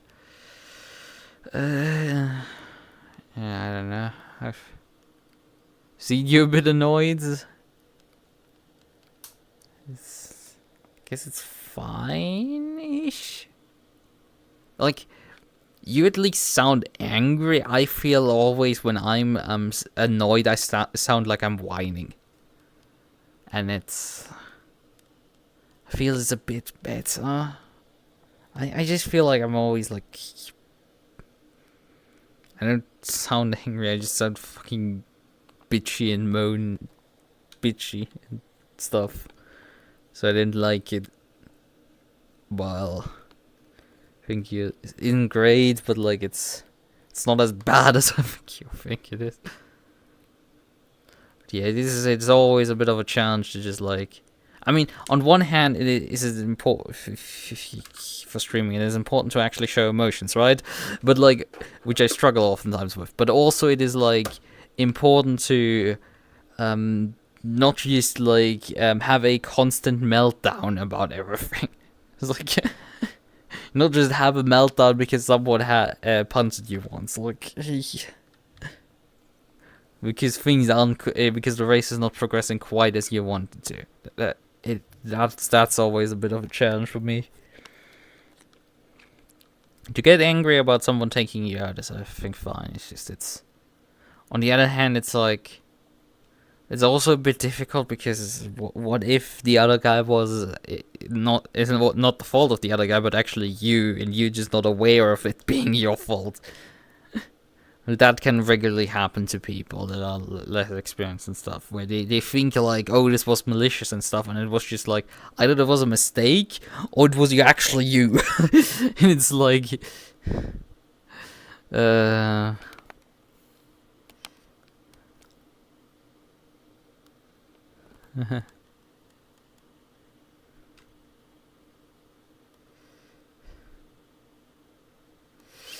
Oh boy, that's fun stuff. I haven't had to deal with that in ages. I had that happen, I think in my sim racing career twice or something. Someone took me... it happened once in an AMS2 open lobby race. Not AMS2, an AMS1 actually. It was open lobby, but it was part of the of a championship. But like, because the AMS1 small lobbies, just hosted as an open lobby, so you can have a bit more larger grid at times. And someone just went rage mode against me for some reason. And it was one of those. It was an interesting Brazilian track because it was effectively like an oval, but you had like it wasn't quite. It wasn't an oval. You had like banking in the last corner a bit, but like the first corner you had like chicane bits in the first corner, and it went like this, and you had obviously an infill section, but like that guy obviously then skipped that straight to then come Forza style ram it into a style 1 for me. So that was fun. Unfortunately, that night was one of the nights where the admin wasn't there. So he couldn't ban him, so I had to like play dodgeball for like, I don't know, 20 minutes or something. It was a 30-minute race, so like that wasn't particularly funny. It wasn't productive for my result, but I don't know, I would have not won the championship, I think, anyway. I'm the infamous Mr. Runner-Up, so that's usually where I end up. Pain picker. But yeah. The other time it happened was in a fun event for Nuzzles or Sim Racing 604. I think I even streamed that one, where I even tried to, like, because I'm a league admin, I could actually park up and like type the command into PanAm mid-race, throw him out of the session. I caused an incident with him, and then he just came and hunted me down. It was Suzuka. I think I had the collision with him Spoon, and then he skipped the chicane, the final chicane, and just straight lined into me. So that one, and then he hit me again in the first sector. I don't know what happened. I think I retired out of the race, and then he had already, I think, left. Oh shit, I forgot to take my meds, and I'm way past the time too. Oh no, don't do that. Please take your meds. The infamous phrase of "please take your meds," and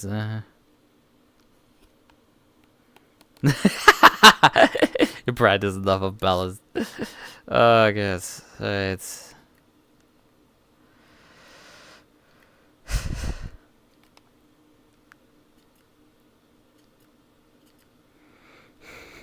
right. Yeah.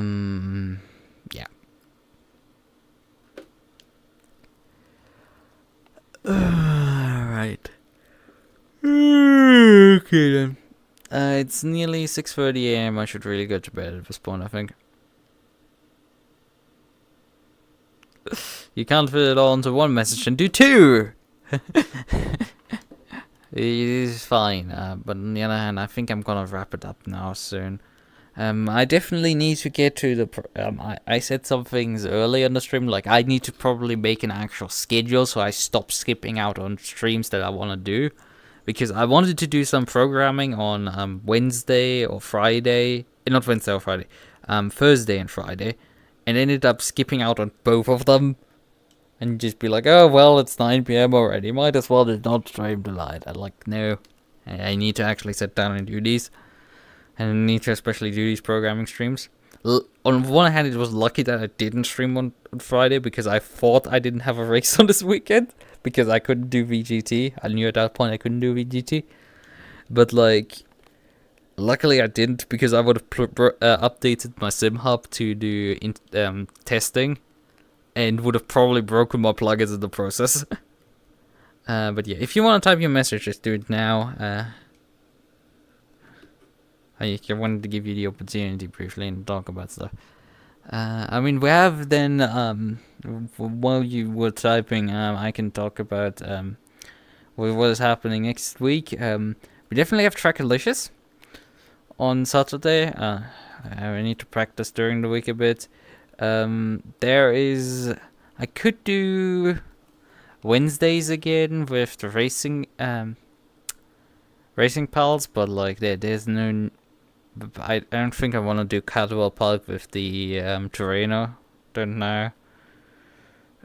Could do it, but forgot to also skip on it. Monday and Tuesdays are...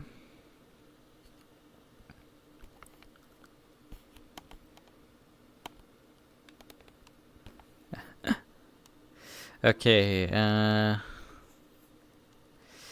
MK11, this guy skipped a intro dialogue to start the fight at the perfect timing. Right, I guess. That sounds interesting. What was the result of the dialogue skip? So it was Rambo versus Joker. Joker says, "Oh, Rambo, where I'm meant to be bosom buddies," and Rambo responds, "What the hell?" and he skips it right there. The full thing Rambo says is, "What the hell is that supposed to mean?" I mean, yeah, that makes it quite fitting. Yeah, what the hell? Yeah, that makes it even freaking better. It's like, like it's not taking the dialogue out of context. It's still fully in context, not the meaning is not changed. But it's sort of improved slightly. It is definitely improved, I would say. Right. But yeah, I as I said, I should probably make finally his actual schedule and commit to it, and then do streams on schedule.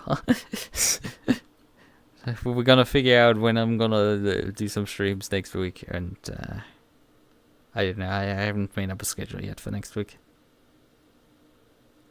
He definitely skipped the day on purpose. I don't know what the type.